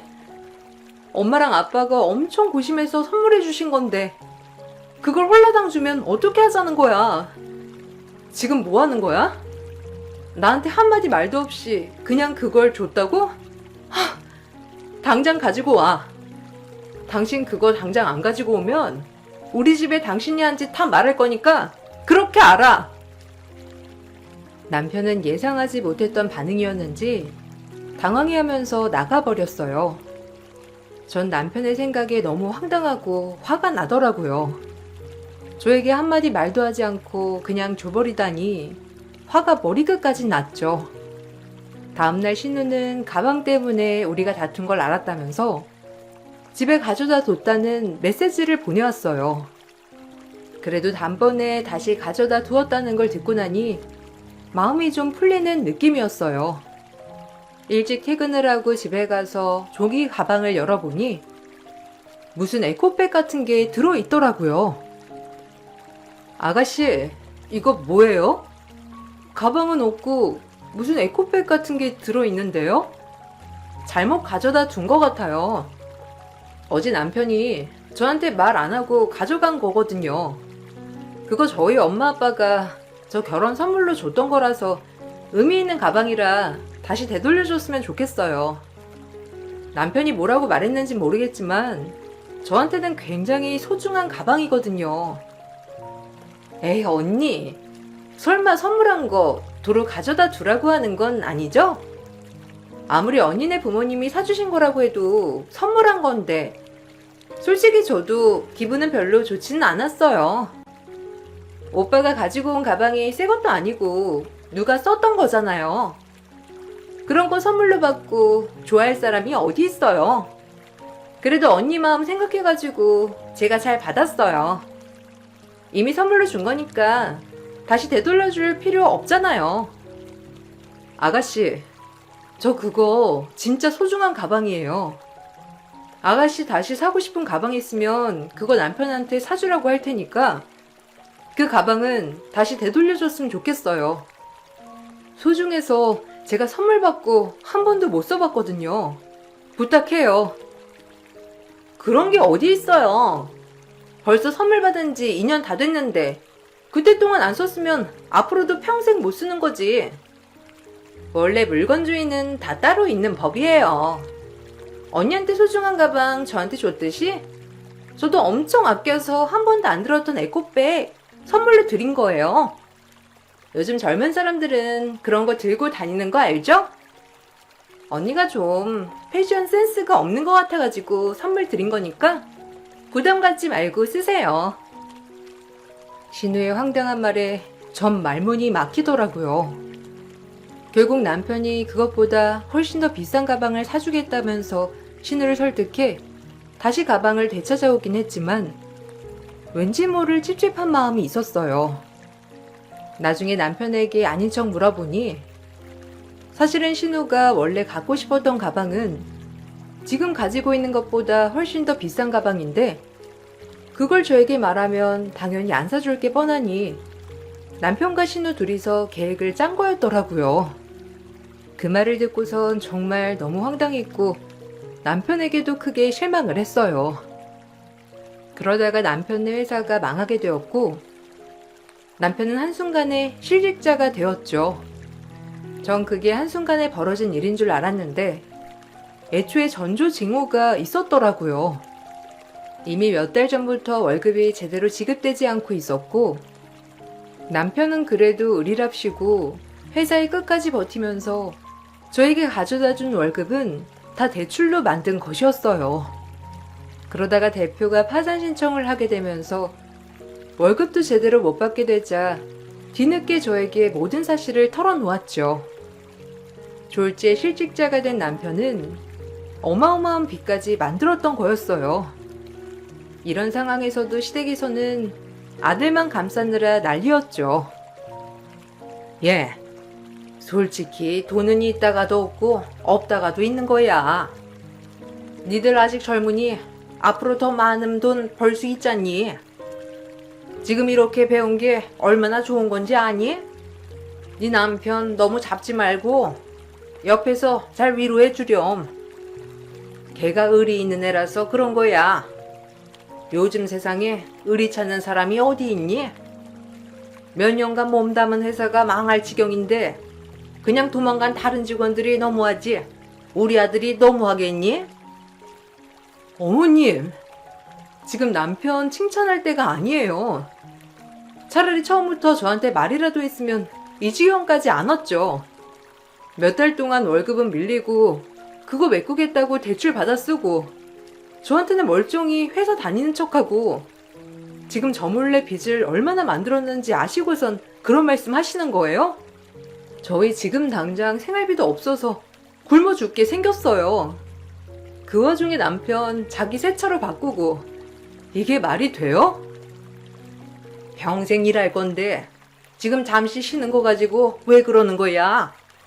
네가 자꾸 얘 길을 꺾어 놓으니까 얘가 길을 못 펴는 거잖아. 가정에서 길을 살려놓아야 밖에서 떵떵거리면서 사는 거야. 얘가 얼마나 자신감이 떨어졌으면 새 차로 바꾸고 그러겠니? 네가 보듬고 그래야지. 하여튼간 너 그런 식으로 하다가는 우리 아들 나중에 잘 나갈 때 어디 콩고물이라도 주겠니? 너 지금 잘해놓아야 나중에 복 받는 거야. 이런 상황을 뻔히 알면서도 시몬은 아들을 구박하지 말라며 오히려 저를 책망했죠. 더 기가 막힌 건 이런 사건이 있음에도 불구하고 매번 바라는 것만 많다는 거였어요. 무슨 날이라도 다가올라 치면 불이 나게 연락와 뭐가 필요한지 먼저 얘기를 하시곤 했어요. 이번에 네 시아버지 생신날 따로 만나지 말고 우리 여행이나 보내다오. 동네 사람들한테 물어보니까 요즘 며느리들은 생신이라고 오라가라 하는 거 별로 좋아하지 않는다고 하더라. 그냥 간단하게 현금 봉투만 내민다고 하던데 우리는 현금까지도 필요 없어. 그냥 가까운 해외나 여행 가면 딱 좋지. 이번에 모임으로 여행 갔다 오니까 너무 좋더라. 어머님, 저희 상황 아시잖아요. 지금 보내드리긴 힘들어요. 이번에 아버님 생신날에도 외식하기도 힘들어 고민인데 해외여행이요? 어머님 올해는 그냥 간단히 생신상 차려서 먹어요. 저희 지금 엄청 빠듯하게 생활하고 있어요. 남편 취업도 생각보다 빨리 안 되고 밀린 월급도 아마 거의 못 받을 것 같아요. 그건 니들 사정이고 어떻게 부모한테 보답을 이따위로 하니? 생일은 그래도 즐겁고 행복하게 보내야지. 생신상 차려줄 돈이면 해외여행 한번 보내주겠어. 그냥 나랑 네 시아버지랑 둘만 잠깐 갔다 올 테니까 다른 건 해줄 필요 없어. 알았니? 아들한테 말했더니 너한테 허락받아야 한다는데 참나. 내가 오래 살다 보니 며느리한테 이런 허락까지 받아야 하고 참. 어쨌든 허락한 걸로 아마. 거절을 해도 시몬은 무작정 본인이 원하는 대로 해야 직성이 풀리는 듯 했죠. 다행히 몇 달 후에 남편은 취업이 되긴 했지만 월급이 전보다 훨씬 줄어들고 말았어요. 양가 부모님께 매달 조금씩 용돈을 드렸었는데 그것도 끊어야 할 판이었죠. 결국 양가 부모님께 상황을 말씀드리고 용돈을 중단하게 되었어요. 그랬더니 친정에서는 그동안 드렸던 돈을 하나도 안 쓰고 통장에 넣어두셨는데 그걸 다시 돌려주셨어요. 그런데 시몬은 바로 전화를 해 오셨죠. 네가 우리 집에 시집 와가지고 뭘 얼마나 해왔다고? 뭐? 용돈을 끊겠다고? 아이고, 잘난 아들 남편으로 데려가 놓고서는 호의호식하면서 편하게 살면서 뭐가 그렇게 잘났다고? 우리 아들이 벌어다 둔 돈 네가 다 쓰려고 하는 거야? 아들 이번에 취업했다던데 그럼 다 된 거 아니니? 둘이서 돈 벌고 있는데 갑자기 왜 용돈을 끊겠다고 하는 거니? 꼴랑 그거 가지고. 어머님, 주변에 아무리 눈 씻고 찾아봐도 지금부터 이렇게 용돈 챙겨주는 곳 많지 않아요. 어머님, 아버님 젊으시고 아버님은 아직도 밖에서 일하시고 계시잖아요. 용돈 저도 넉넉하게 드리면 좋죠. 근데 남편 이번에 취업한 곳 월급도 너무 적고 남편이 벌려둔 일들이 너무 많아서 수습도 안 돼요. 이거 다 수습하려면 아마 평생 용돈 못 드릴 수도 있어요. 그래도 남편 월급 다시 오르면 드릴 테니까 너무 노여워 마세요. 우리 집처럼 좋은 시댁이 세상에 어디 있다고? 무슨 주변에 눈 씻고 찾아봐도 없다는 거니? 우리가 뭐 같이 살자고를 했어? 매주 와서 집안일을 하라고 했어? 멀리 살면서 매주마다 오는 것도 아니면서 난 너 같은 며느리 처음 봤어. 네, 그럼 아가씨도 나중에 시집가면 저랑 똑같은 남편, 똑같은 시댁 만나면 저도 참 좋겠네요. 어머님도 그거 바라시는 거죠? 나중에 아가씨 시집 가기 전에 제가 꼭 그 시댁 한번 보고서 시집 보내야 할 것 같네요. 시모와 크게 다투고 난 후 얼마 지나지 않아 신우는 갑자기 혼전 임신을 하게 되면서 급하게 결혼을 하게 되었어요. 대학을 졸업하고 얼마 안 되었기 때문에 모아둔 돈도 없었고 거기다가 임신을 하게 되면서 일까지 그만두게 되었죠. 예비 11부는 신우와 10살 넘게 차이 나는 사람이었어요. 제가 보기에는 직업도 명확하지 않고 인상도 좋지 않아 깨림칙했는데 생각보다 시댁에서는 너무 좋아하시더라고요. 어느 날 신우가 슬쩍 연락이 왔어요. 언니, 저한테 뭐 하고 싶은 말 없어요? 제가 딱 언니 마음 눈치채고 이렇게 전화했어요. 언니 저 결혼할 때 뭐 해주면 좋을까 고민하고 있었죠? 내가 그거 다 알아요. 솔직히 하나밖에 없는 동생 뭐라도 근사하게 해줘야 되겠다 생각하는 게 다 마찬가지잖아요. 다 알아요. 저 다른 건 다 필요 없어요. 그냥 저 혼수하는 것만 좀 도와주면 좋을 것 같은데. 네? 갑자기 혼수요? 아가씨, 저희 상황 아가씨도 들어서 알겠지만 혼수는커녕 냉장고 하나도 해주기 어려울 수도 있어요. 오빠가 별 얘기 안 해요? 남편이 이번에 크게 사고를 쳐가지고 지금 그거 수습하느라 정신 없는데. 그래도 어머님 말씀으로는 사돈댁에서 신혼집이고 혼수고 그거 다 해준다고 했다던데 그런 거 아니었어요? 그렇긴 한데 그래도 결혼하는 건데 저도 뭔가 해가는 건 있어야죠. 근데 저 지금 회사 그만둔 거 알고 있죠? 남편이 안 그래도 회사 그만두라고 난리여서 그만두긴 했는데 생각해보니까 결혼하고 빈손으로 가는 건 좀 아니더라고요. 남편 쪽 집안이 빵빵하긴 하지만 너무 거기에 의지하는 건 약간 양심이 없는 것 같아가지고. 근데 뭐 제가 모아둔 돈은 없으니까 언니가 좀 도와줘요. 그냥 간단하게 가구랑 가전제품만 해주면 좋은데. 신우는 마치 맡겨놓은 듯 당연하게 혼수를 요구했어요. 전 단박에 거절을 했지만 저에게 통하지 않으니 계속 남편에게 조르는 것 같더라고요. 얼마 지나지 않아 집에 기쁜 소식이 들려왔어요. 바로 청약 당첨이 된 거였죠. 그동안 알뜰살뜰 모아뒀던 만기 적금을 찾으러 은행을 가는데 그 은행 앞까지 남편과 시모가 쫓아왔더라고요. 너 지금 뭐 하는 거니? 그 돈 찾아가지고 뭐 하려고? 아들한테 들었다. 니들 청약 당첨됐다며? 아이고, 어차피 애도 없는 애들이 넓은 집 가서 뭐 하려고? 지금 임신해도 애는 10개월이나 더 있다 나오는데 벌써부터 넓은 집 가서 관리가 감당이나 되겠니? 그거 기약하지 말고 잠깐 나한테 좀 빌려다오. 내가 급하게 쓸 곳이 있으니까 잠깐이면 돼. 네? 지금 무슨 소리를 하시는 거예요? 이거 저 평생 모은 돈이에요. 남편이 모은 것도 아니고 제가 평생 모은 돈이라고요. 무슨 소리 하시는지 모르겠네요.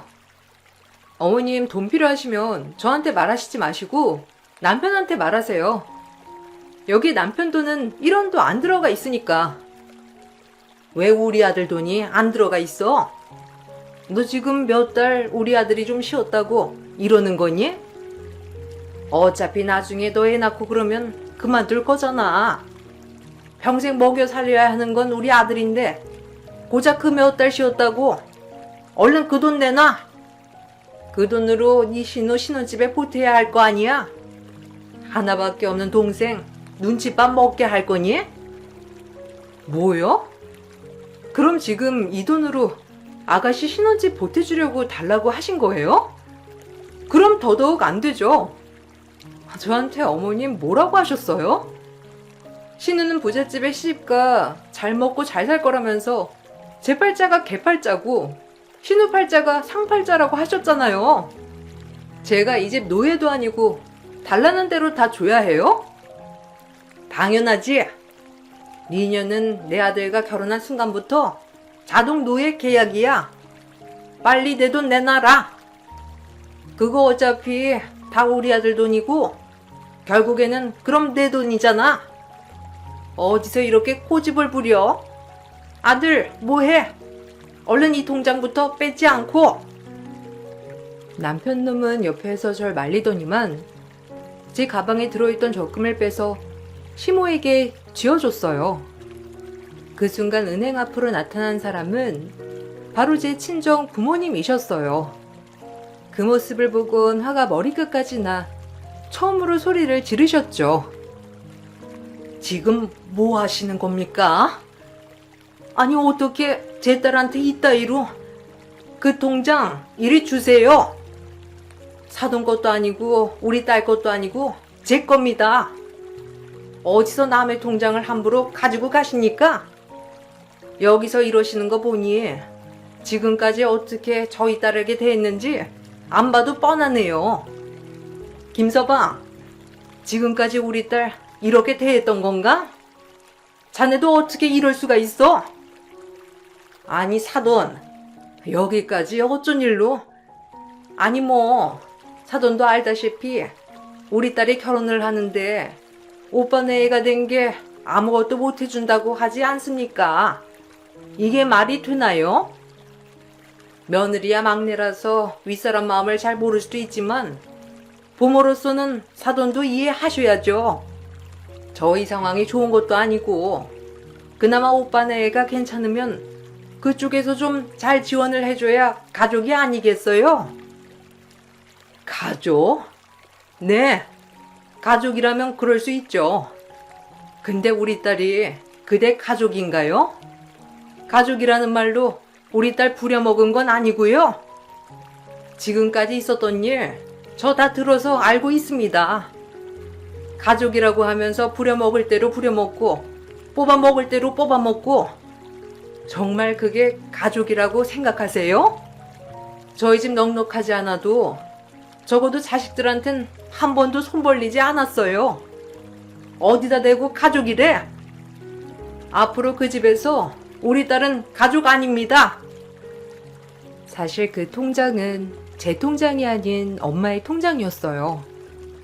용돈을 끊겠다고 말했던 날 엄마는 조용히 저에게 모아뒀던 통장을 주셨고 저는 그걸 받는 대신 적금을 넣어달라 요청을 했었죠. 마침 만기가 되어 엄마와 같이 찾아가려고 갔던 거였는데 정확한 사실을 모르던 남편과 시모가 불이 나게 절 쫓아왔던 거였어요. 그렇게 전 남편에게 이혼 청구를 했어요. 저 몰래 대출을 만들었던 것, 사치를 했던 것, 부당 대우를 받았던 것 모두 증거로 제출했고 전 남편으로부터 위자료를 받고 이혼했습니다. 이혼 과정에서도 남편은 재산 분할을 요구했지만 재산을 탕진하다 못해 빚까지 만들었던 남편에게 나눠줄 재산은 한 푼도 없었어요. 더군다나 그동안 생활비며 썼던 내용 모두 꼼꼼하게 확인해 정확히 반으로 나누자고 제가 주장을 하니 재산 분할을 주장하던 남편은 찍소리도 안 하더라고요. 그렇게 전 이혼을 했습니다. 나중에 들어보니 신우 남편은 개차반이었고 그 시댁도 잘 사는 편이 아니라 하더라고요. 모든 게 거짓말이었고 신혼집도 못 구해 저희와 마찬가지로 신우도 월세 원룸에서 신혼생활을 하고 있다더라고요. 신우 남편은 결혼하자마자 일을 그만두고 집에서 게임만 하면서 생활비를 축내고 임신한 신우는 일자리도 못 구해 틈틈이 가사 도우미 일에 음식점 하는 시댁에 가서 임신한 몸으로 홀서빙을 하며 그걸로 생활비를 벌고 있다더라고요. 들어보니 시모는 귀한 자기 딸 배불러 오면서 남의 집 청소, 빨래, 거기다가 가게일까지 하는 걸 보면서 매일매일 속 타 죽는다고 하던데 그렇게 본인 집이 좋은 시댁이라고 하던 시모가 벌을 받고 있는 거 아닌가 싶네요. 시금치에 실자도 싫었던 전 이렇게 자유를 다시 되찾게 되었답니다. 물론 세상에 좋은 시댁도 많을 거예요. 그렇지만 아직도 세상이 변한 줄 모르고 여전한 시댁도 있답니다. 제 얘기 들어주셔서 정말 감사드려요. 여러분들은 모두 소중한 사람들이라는 거 아시죠? 다른 누구보다 자기 자신이 세상에서 제일 귀중하고 소중한 존재랍니다. 그걸 잊지 마시길 바랄게요. 행복하세요. 안녕하세요. 부산에 살고 있는 40대 여성이에요. 이제 불혹이라고도 하죠.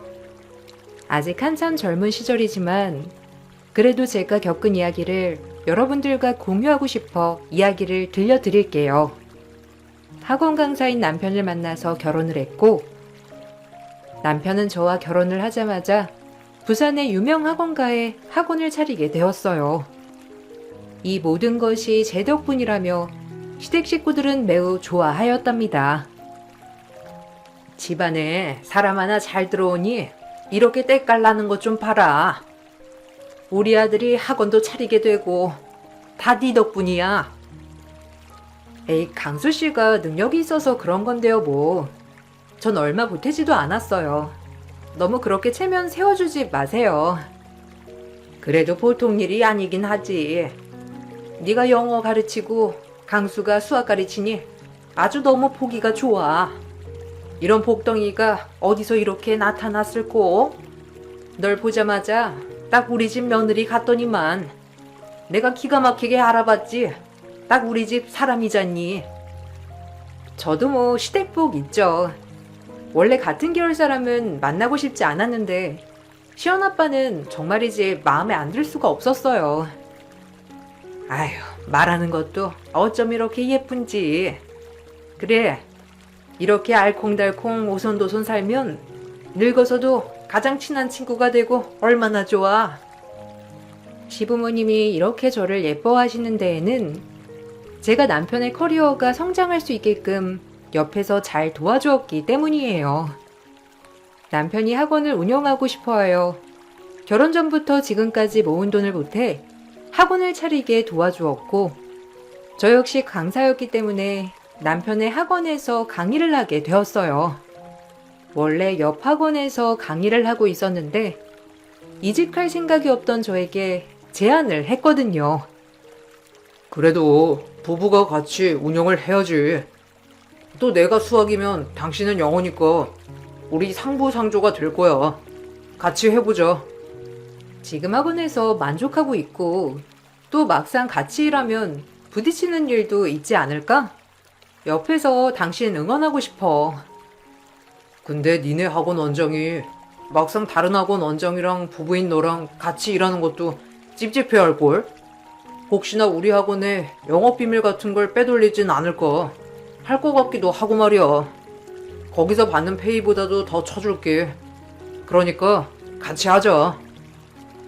가족이지만 가장 가까이인 사람이기 때문에 혹시라도 일적인 부분이 겹치게 되면 사이가 나빠질까봐 남편의 학원에서 일하는 것을 꺼려했지만 남편의 적극적인 설득으로 결국 같이 일을 하게 되었어요.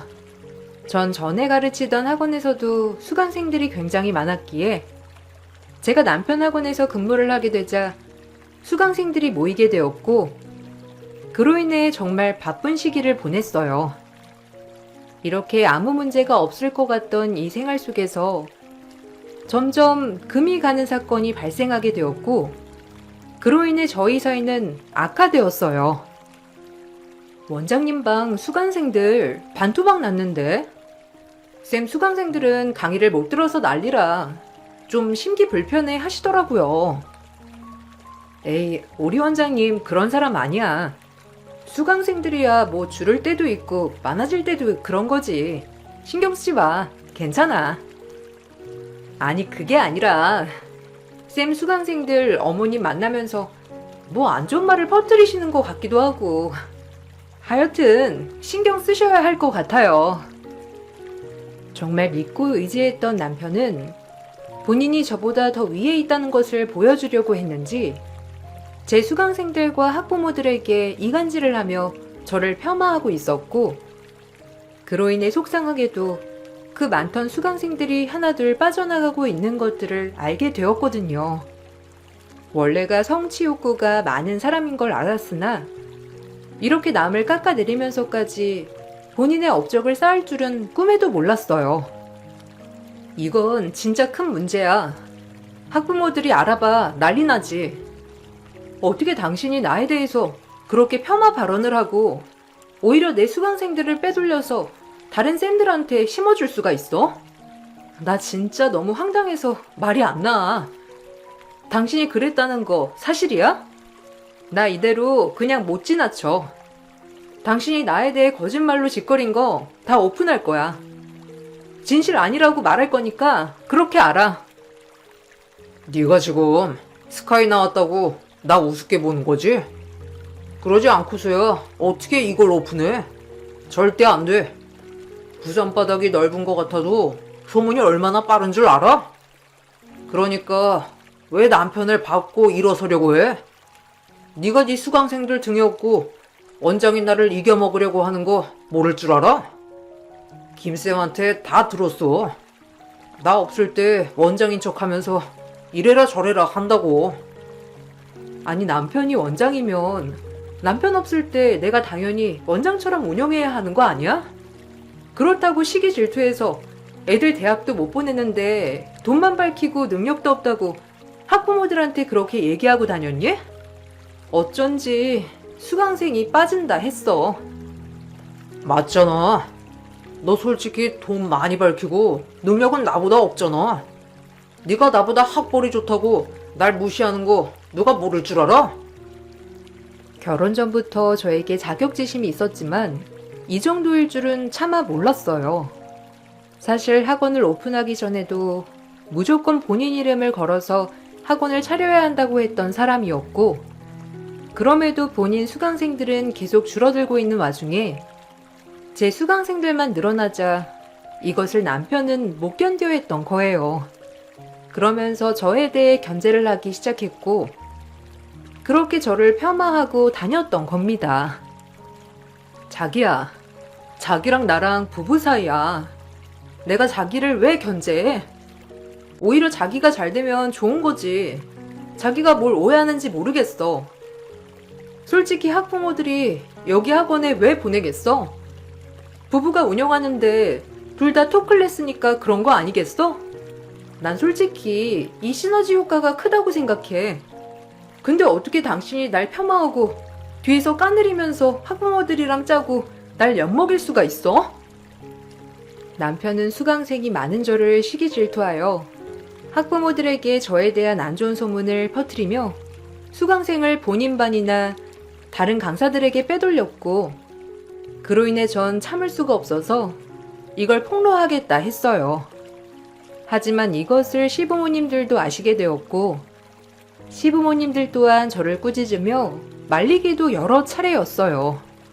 오히려 저만 이상한 사람으로 몰아가는 느낌이 들었죠. 굳이 잘 살고 있는 지금 왜 이런 문제를 들쑤시냐며 시어머니는 저를 탓하고 이 일을 덮어두라며 다그치기 시작했답니다. 잘 나가던 수학 강사가 마누라 시기 질투해서 수강생 빼돌린다는 게 말이 되니? 그냥 입 다물고 가만히나 있어. 어머님, 이건 범죄예요. 솔직히 학생들을 기만하고 학부모들을 기만하는 거랑 뭐가 다르나요? 전 이걸 묵과할 수 없어요. 명예훼손이랑 뭐가 다른가요? 전 이 사람을 위해서 이렇게 학원 운영하는데 금전적으로 도움까지 줬는데 이게 뭐예요? 입 다물라면 다물 것이지. 네가 뭘 그리 잘났다고 따따붙다 따져대? 우리가 그렇게 하라는 거면 해야 하는 거야. 그건 진짜 아니죠. 어머님과 이이가 절 아무리 뜯어 말려도 전 할 건 해야겠네요. 이건 범죄나 다름없어요. 너 혹시 이 학원 차린 거 네 돈도 들어갔다고 생색내는 거니? 전 재산 털어서 투자했으니 네 명의로 돌리려고 그러는 거지? 어머님, 저를 그렇게 모르세요? 남편이 잘 되면 저도 잘 되는 건데 제가 굳이 왜 그러겠어요? 현명하게 생각 좀 하세요. 인생 1, 2년 살 건가요? 당장 앞을 보지 말고 멀리 내다보란 말이에요. 세상이 어떤 세상인데 눈 가리고 아웅을 하나요? 그래, 너 잘났다. 네가 오죽 그렇게 잘난 척을 하면 우리 아들이 너를 엿먹였겠니? 네가 다 이렇게 만든 거다. 우리 아들이 얼마나 착한 아들인데 오죽했으면 뒤통수를 쳤겠냐고. 네가 우리 아들 학원을 잡아먹으려고 하니까 그런 거지. 성실하게 살자라는 말이 제 신념이었기 때문에 남편을 그대로 지나칠 수 없었어요.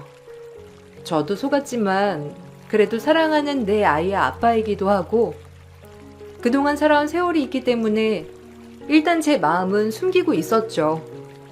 그리고 꼬리가 길면 밟힌다고 제가 남편에게 학부모들에게 거짓 소문을 퍼뜨렸다고 얘기하라고 하는 대화 내용을 우연히 학부모 한 분이 듣게 되었고 그날로 남편은 모든 걸 짊어지고 학원을 떠나야 했어요. 모든 사람들이 마누라 뒤통수를 쳤다며 수군거리기 시작했고 다른 강사들도 이런 원장 밑에 있을 수 없다며 사직한다고 보이콧을 했기 때문이에요. 저 역시 제 남편이 이런 일을 벌였을 거라고 상상도 하지 못했었기 때문에 너무 힘든 시기였답니다. 그럼에도 제가 남편에게 뭔가 잘못한 일이 있을까 하는 생각도 들더라고요. 너 때문에 우리 아들 저렇게 되고 좋으냐? 나쁜 거 같으니라고. 너 내가 언제나 그렇게 당당한지 볼 거야. 어머님, 자식이 올바른 길을 가지 않고 있다면 올바르게 지도해 줘야 하는 게 부모 아닌가요? 전 그건 아니라고 봐요. 그래, 너 잘났다. 네가 학원가에서 잘 나가면 잘 나갔지. 감히 내 아들을 무너뜨려? 우리 망한 아들 어쩔 거야? 오히려 제 명예가 실추됐었어요. 저한테 사과하는 게 정상 아닌가요? 저도 정말 남편이란 이유로 이해해보려고 하는 거예요.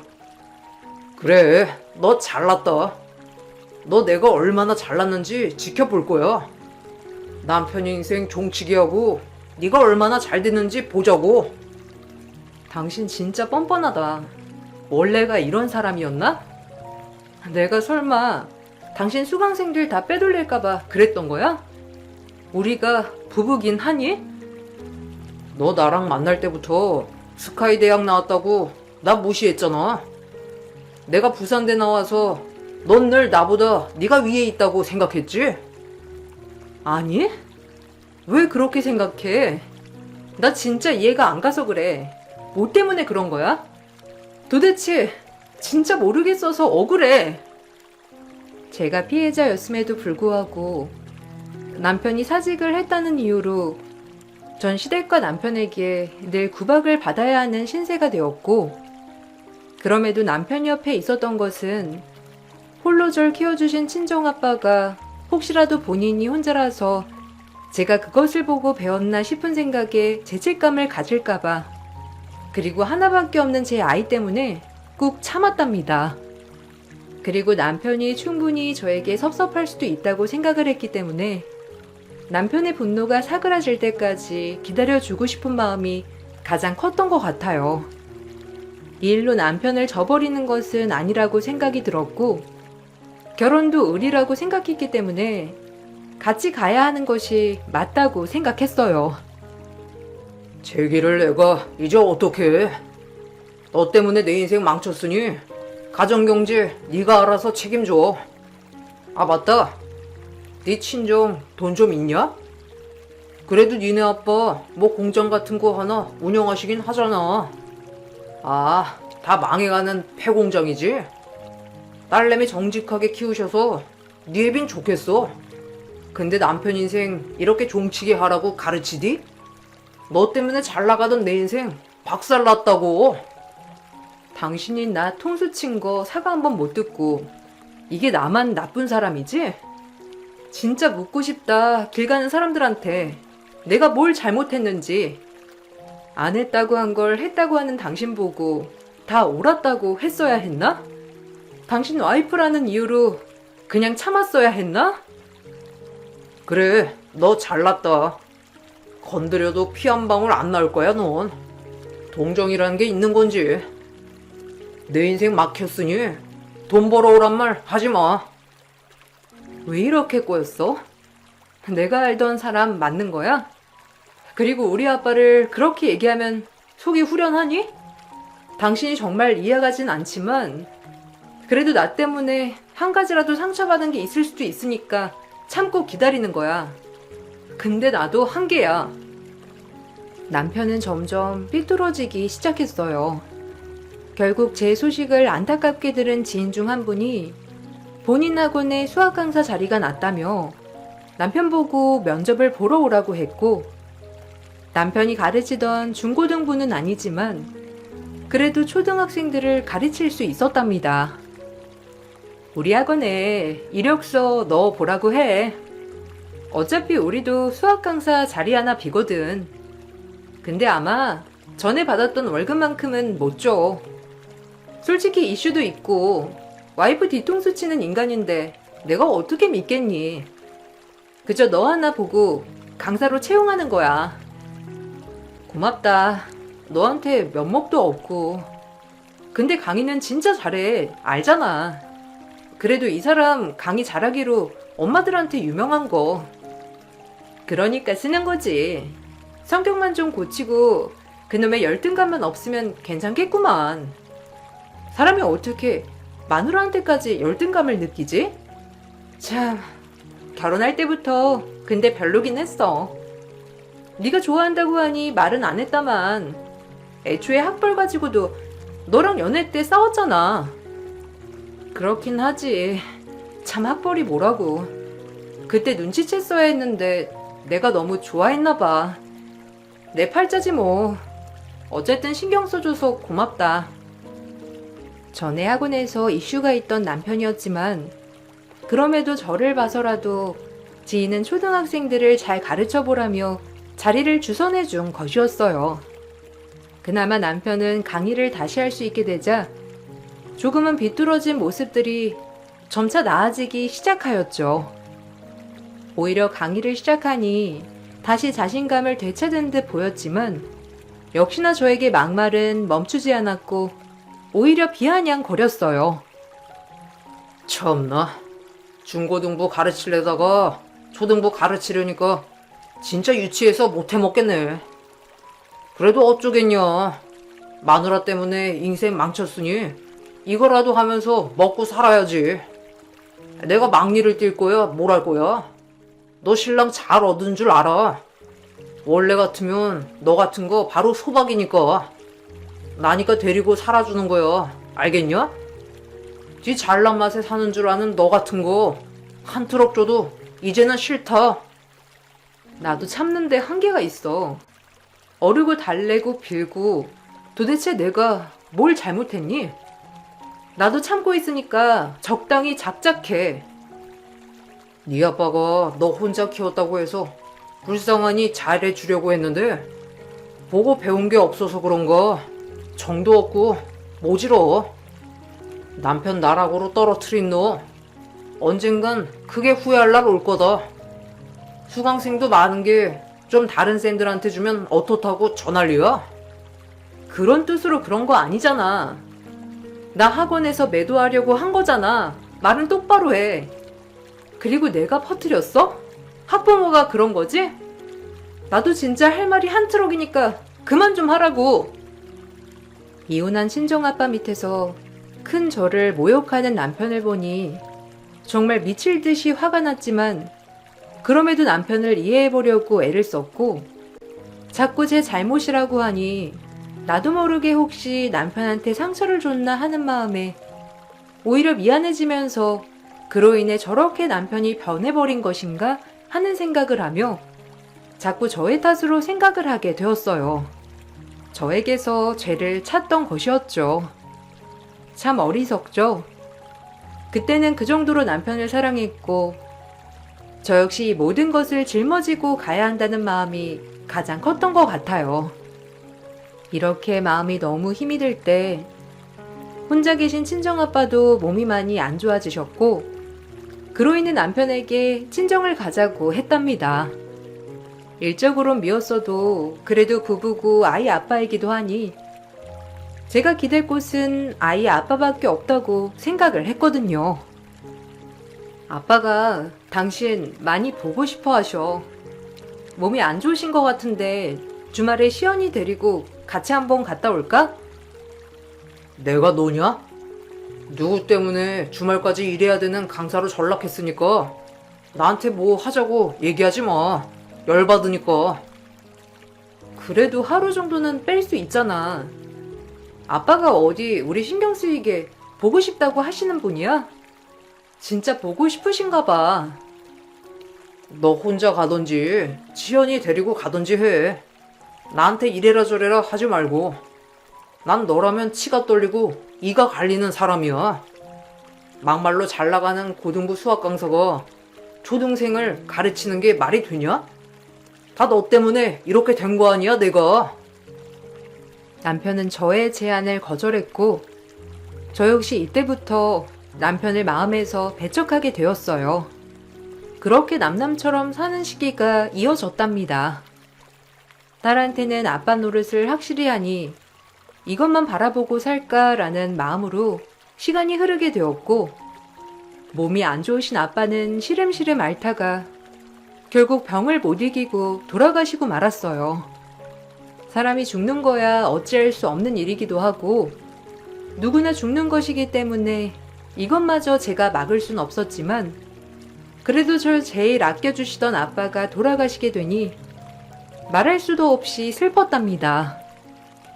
어려서 엄마와 이혼 후 한 번도 찾아오지 않은 엄마 대신 저에게 엄마가 돼주었던 아빠인데 나 사는 게 바빠서 찾아뵙지 못한 것 같아 정말 후회가 밀려왔어요. 잘 사는 모습 그리고 대단한 모습을 보여주고 싶어 악자같이 공부하고 대학 가고 강의에만 매달렸는데 저에게 남은 것이 무엇인가 싶은 생각이 들면서 후회만 밀려왔답니다. 아내로서도 빵점, 딸로서도 빵점, 엄마로서도 잘하는 게 없는 것 같아 그날 정말 눈물이 사무치게 흐르더라고요. 그러고 나서 전 이를 악물고 마음을 다잡으며 저를 다그쳤어요. 내가 지금 얼마나 중요한 시기인지 몰라? 너 때문에 내 인생 종쳤는데 이 학원에서 입지를 쌓아야 할 거 아니야. 솔직히 납골당 찾아가면 그만이지. 내가 꼭 가야 돼? 너랑 나랑 어차피 남보다도 못한 사이 아니었나? 법적인 관계로 얽혔으니 부의금은 줄게. 됐지? 이날 강의 절대 못 빼니까 장례식은 네가 알아서 해. 섭섭하게 생각 마라. 어차피 다 네가 자초한 일이니. 장례식 끝나고 보자. 나 절대 이대로 안 넘어갈 거고 당신이란 인간 이제 나도 용서 못하니까 내가 어떻게 하는지 보라고. 어쩔 건데? 내가 바라던 바야. 애초에 너랑 나랑은 이미 끝난 사이기도 하고, 나도 너랑 엮이는 거 진짜 지겹기도 하거든. 아버지가 돌아가셨다는 말에도 저에게 차갑게 구는 남편을 용서할 수 없었고, 그동안 참은 것이 헛된 날이었던 걸 그때 각성했어요. 이 관계는 내가 놓으면 그냥 끝날 관계라는 것을요. 혼자 쓸쓸히 아빠를 보내드렸고, 남편은 하루만 얼굴을 비추고 강의가 있다는 말로 자리를 떠나버렸어요. 친척분들이 욕을 하셨고, 저 역시 아무리 남보다도 못한 사이지만 정말 원망스럽더라고요. 그리고 친정아빠 발인을 마치고 집 대문을 열었더니 남편이 학원에서 과장에 진급했다고 학원 선생님들과 본인 지인들까지 50여 명을 불러 축배를 들고 있었어요. 그 모습에 입을 다물지 못했고 남들이 눈치를 볼 정도로 제 얼굴을 보자 사악하게 말하더군요. 쥐뿔 없는 장인 죽었으니 축배 들어야지. 어차피 뭐 별 도움도 안 됐는데 뭘 그렇게 넌 질질 짜고 있냐? 너도 네 인생 사느라 바빴잖아. 이제 와서 효녀 코스프레 그만하세요. 강이라면 악착 같은 네가 왜 감정 심한 인간인 척이야? 말 다 했니? 그래. 무슨 말이 더 필요해. 그냥 깔끔하게 이혼하고 양육권 친권만 줘. 그리고 끝내버리자. 지친다. 내가 원하던 바야. 어차피 이렇게 살아간들 무슨 소용이냐? 넌 너 잘난 맛에 살아. 난 나대로 살 테니까. 초등부에서 나 가장으로 진급했어. 이게 내 능력 아니겠냐? 너 없어도 나 이렇게 날개 피고 날아간다 이 말이야. 내가 썩은 동아줄을 붙들고 있었지. 솔직히 지가 강의만 좀 잘하고 아줌마들 홀린 거 말고는 잘난 게 뭐가 있어? 그러니 저렇게 냉정하지. 저를 본 남편은 막말을 이어가게 되었고, 오히려 주변 지인들이 남편에게 그만 좀 하라며 말리기에 이르렀어요. 그리고 그때 저에게 못한 말이 있다며 저를 뒤따라온 변호사가 아빠 유산 내역을 정리해서 저에게 공개했고, 그 모습의 남편은 이혼을 하자고 했던 모습을 싹 거두고 내 바지자락을 붙잡고 싹싹 빌기 시작했어요. 남편의 구질구질한 모습은 처음이었죠. 돈이면 다인 줄 아는 남편은 저희 아빠가 돌아가시면서 남겨둔 어마어마한 유산을 듣고 갑자기 태세 전환을 하기 시작한 겁니다. 아니, 장인이 40억은 어디서? 그리고 망해가는 폐공장 겨우겨우 처분한 거 아니었어? 근데 어떻게 된 거냐고? 네가 벌어서 오히려 장인한테 생활비 보냈잖아. 와, 이건 사기지. 내가 장인어른한테 그 정도 돈이 있던 걸 알면 이랬겠냐? 인성하고는 넌 돈이면 다인 줄 알지? 학원 차릴 때만 해도 그렇게 잘하더니 내 돈 못해서 학원 차리고 나니 바로 뒤통수. 이 정도면 이름 바꿔. 김강수가 아니라 김통수로. 됐고, 이혼은 이제 변호사 통해서 얘기할게. 너 따위랑 이제 엮이고 싶지도 않아. 어차피 그 돈 너한테 가도 나랑 재산 분할해야 하는 거 알지? 그래, 그렇게 되면 나야 좋지. 이러고 있을 게 아니라 나도 알아본다. 어디 한번 실컷 알아봐. 내가 아직도 맹추인 줄 알았니? 나 완전히 각성했어. 너 같은 인간이랑 다신 엮이지 않겠다고. 전 그렇게 수십 명에 달하는 사람들 앞에서 남편에게 이혼을 통보했고, 남편은 제가 물려받은 재산 때문이었는지 끝끝내 이혼에 응하지 않았어요. 결국 소송으로 이어질 수밖에 없었고, 폐공장을 운영하는 아빠에게 이런 돈이 어디서 났는지 알아보니 사실 아빠가 성실히 모아둔 목돈 1억을 아주 예전에 남편의 이야기를 듣고 그 꼬임에 넘어가 미래를 위해 땅을 사두신 것이었어요. 그 땅이 재개발로 인해 수지를 맞은 것이었고, 경기도 평택에 있는 고덕이라는 지역인데 남편이 처음으로 저희에게 아주 큰 선물을 하게 된 꼴이 된 거랍니다. 그때 당시 본인 아는 사람이 부동산을 한다며 체면 좀 세워주려 저희 아빠를 꼬시고 꼬셔 땅을 사게 했는데 그 땅이 그야말로 억소리 나게 오르게 된 거예요. 아빠는 저 때문에 사위의 부탁을 거절하지 못하여 땅을 사게 됐지만 그럼에도 한 번도 생색을 내거나 하진 않았어요.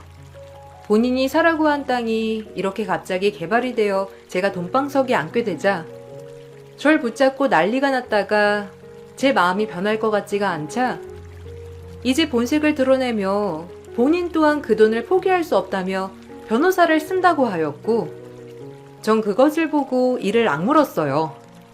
절대 이것을 뺏기지 않겠다고 말이죠. 이대로 이혼 못하지.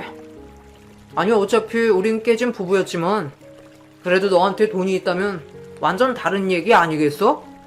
그리고 엄연히 내 말대로 산 땅인데 나한테도 권리는 있잖아. 장인어른이 내 말 아니었으면 그 땅을 샀겠냐? 말도 안 되지. 그러니 나도 권리 있어. 나 절대 그거 포기 못해. 무조건 반반이야. 나 아니었음 너도 그 돈 가지지 못할 거였잖아. 내 돈이라고. 두고 봐. 너의 추악한 민낯을 내가 벗겨줄게. 네가 사라고 했던 땅인 거 증거 있어? 우리 아빠랑 나만 아는 거잖아. 친권, 양육권 다 내가 가져올 거고 나한테 위자료까지 줘야 할 거야. 그리고 진짜 고맙다. 너한테 받은 게 하나도 없어서 진짜 속이 문드러지고 너무 억울하다 못해 배가 아팠는데 네가 가장 큰 선물을 해주게 된 꼴이라 너무 행복한 거 있지? 고마워. 법정 공방이 이어졌고 사실 남편이 저에 대한 명예훼손으로 이미 전적이 있었기 때문에 학원 강사들의 증언을 토대로 명예훼손 그리고 이혼 소송을 걸었던 이유에 대해서도 넘쳐나게 되었어요. 아버지 장례식장에 하루만 참석하게 된 것, 발인날 상식적이지 못하게 본인이 진급했다고 집에서 파티를 연 점까지 저의 피해 내용은 극심했습니다. 제가 다 당한 일들이지만 변호사를 통해 직접적으로 듣게 되니 인간이 아니라 사이코와 결혼했다는 말이 딱 맞았어요. 제가 주장하는 것은 위자료와 친권, 양육권이었고 남편 또한 양육권을 두고 주장을 하더라고요. 저흰 그렇게 아이를 두고 싸워야만 했고 2년 7개월이란 소송이 이어졌어요. 당연히 상속에 관한 재산이었기 때문에 남편과는 별개라는 판결과 함께 남편은 혼인 파탄의 사유가 되었기에 저에게 위자료를 주어야 했고 제 벌이가 훨씬 많기도 했고 아이가 저와 살기를 원했기 때문에 친권 양육권은 제가 무사히 가져올 수 있었답니다. 남편은 그 땅에 대한 소유권을 주장했지만 받아들여지지 않았어요. 구두로 사라고 했다는 땅을 어떻게 본인이 권리를 요구할 수 있나 싶었던 것이죠. 남편은 부동산 중개인까지 들먹거리며 그 땅을 포기하지 않으려 했지만 모두 절 도와주려 그랬는지 안타깝게도 그 땅을 샀을 때 남편과 같이 아빠를 설득시킨 분은 이미 암을 치료하시다가 그만 돌아가시고 말았더라고요. 사실상 남편이 주장하는 권리 또한 구두로 주장하는 것이었기 때문에 법정에서 절대 받아들여지지 않는 말이었답니다. 냉전 한 푼 없이 이혼당하니 어떠니? 나한테 위자료나 잘 보내. 양육비 밀리지 말고. 맘 같아선 이 학원 바닥에서 널 끝장내고 싶다만 시연이 양육비는 벌어야 하니 이 정도에서 끝내는 줄 알아. 평생 열등감에 찌들어서 마누라 질투하는 꼬락선이 역대급이야. 너무한다. 그래도 살아온 세월이 있는데 이렇게까지 하냐? 그래, 인정해. 너한테 열등감 느낀 거, 넌 잘 나가는 학원 강사에 인기도 많고 페이도 나보다 훨씬 세고 그런 널 이겨야 내가 진정한 가장이라고 생각했어. 날 이해 못해줘? 내가 너한테 미안하니까 이렇게 사과할게. 그러니까 양심적으로 그 땅값은 나 반 줘야 하는 거 아니냐? 예정을 생각해서라도. 안 돼. 내가 미쳤니? 너한테 줄 돈이 있으면 노숙자들 적선을 하겠어. 그리고 너 이해 못해. 아니, 하려고 했는데 도저히 이해가 안 되더라. 장인 돌아가시고 나서도 축배 들고 난리친 너 사람 같지 않아서 절대 상종하지 않을 거야. 잘 살아라. 그게 마지막이었어요. 다행히 양육비는 꼬박 들어왔고 남편이 차린 학원은 애초에 제가 사건이 터지고 제 이름으로 다시 인수를 하였기에 학원 투자에 대한 건 손해보지 않았답니다. 그리고 아빠가 저에게 남겨준 땅에 건물을 세워 월세를 받았어요. 남편과는 그날 이후로 마주치지 않았지만 시어머님은 그 땅에 대한 건으로 저를 득달같이 괴롭히고 또 괴롭혔답니다. 그거 우리 강수 거나 다름없잖아. 니네 아빠가 무슨 센스가 있어서 그 땅을 샀겠어? 우리 강수 덕이지. 그러니까 반은 주라고. 법도 웃겨. 어떻게 우리한테 한 푼도 안 떨어질 수가 있어? 너 내가 네 학원 찾아가서 난리치기 전에 돈 내놔. 마음대로 하세요. 한번 찾아보시라고요. 그 애미의 그 아들이지. 제가 필요할 땐 입에 혀처럼 굴다가 바로 내치는 꼬락서니가 어머님 또한 역대급이세요. 시연이 할머니니 이 정도 하겠지만 한 번만 더 무식하게 굴면 저도 가만 안 있어요. 너 내가 아는 며느리 맞냐? 아니 왜 이렇게 악에 받쳐서? 그래도 내가 어른인데 너 진짜 너무하구나. 절 이렇게 만든 건 시연아빠랑 어머님이세요. 그러니까 더 악에 바치게 하지 말고 전화 좀 그만하세요. 더 돌기 전에. 너네가 그 돈 절대 포기 못한다. 내가 누군데 그 돈을 포기해? 우리 강수는 미련하게 포기했을지 몰라도 강수 때문에 산 땅이라며. 그럼 엄연히 강수 지분이 있는 거지. 나 절대 포기 안 할 거니까 너 마음 놓고 있지 마라. 알겠니? 네, 마음대로 하세요. 아, 그리고 감사해요.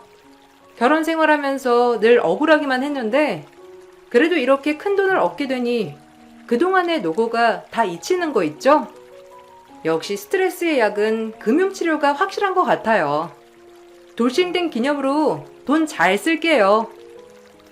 시어머니는 그럼에도 불구하고 계속해서 학원을 찾아오시기도 했고 전 결국 경찰에 신고를 하여 접근 금지 명령까지 신청을 해야 했어요.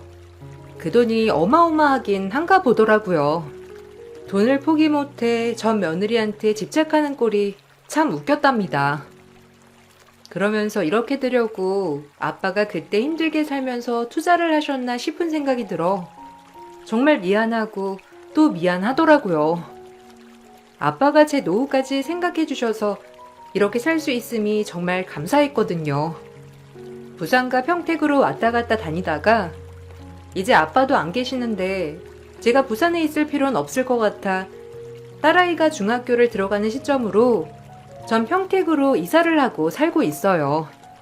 오히려 힘든 결혼 생활을 했던 부산을 떠나 새 동네로 이사 오니 너무 좋고 여기서 작은 중고등부 학원을 차렸답니다. 글을 쓰다 보니 아빠가 참 고맙고 뭉클하고 그래요. 사실 어렸을 땐 엄마 없이 자란 것이 큰 콤플렉스가 되어 아빠한테 모진 말도 많이 하고 상처를 많이 드렸는데 그래도 하나뿐인 딸에게 뭐라도 해주고 싶어 이렇게 선물을 남겨둔 아빠를 생각하니 가슴이 뭉클하답니다. 저 역시 제 딸에게 그대로 아빠의 사랑처럼 보답해주고 싶은 마음이 커요.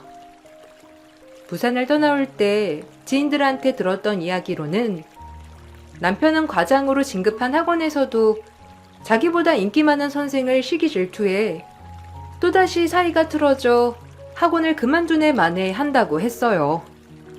참 사람은 고쳐 쓰는 게 아니라고 많이 깨달았답니다. 그래도 아이 아빠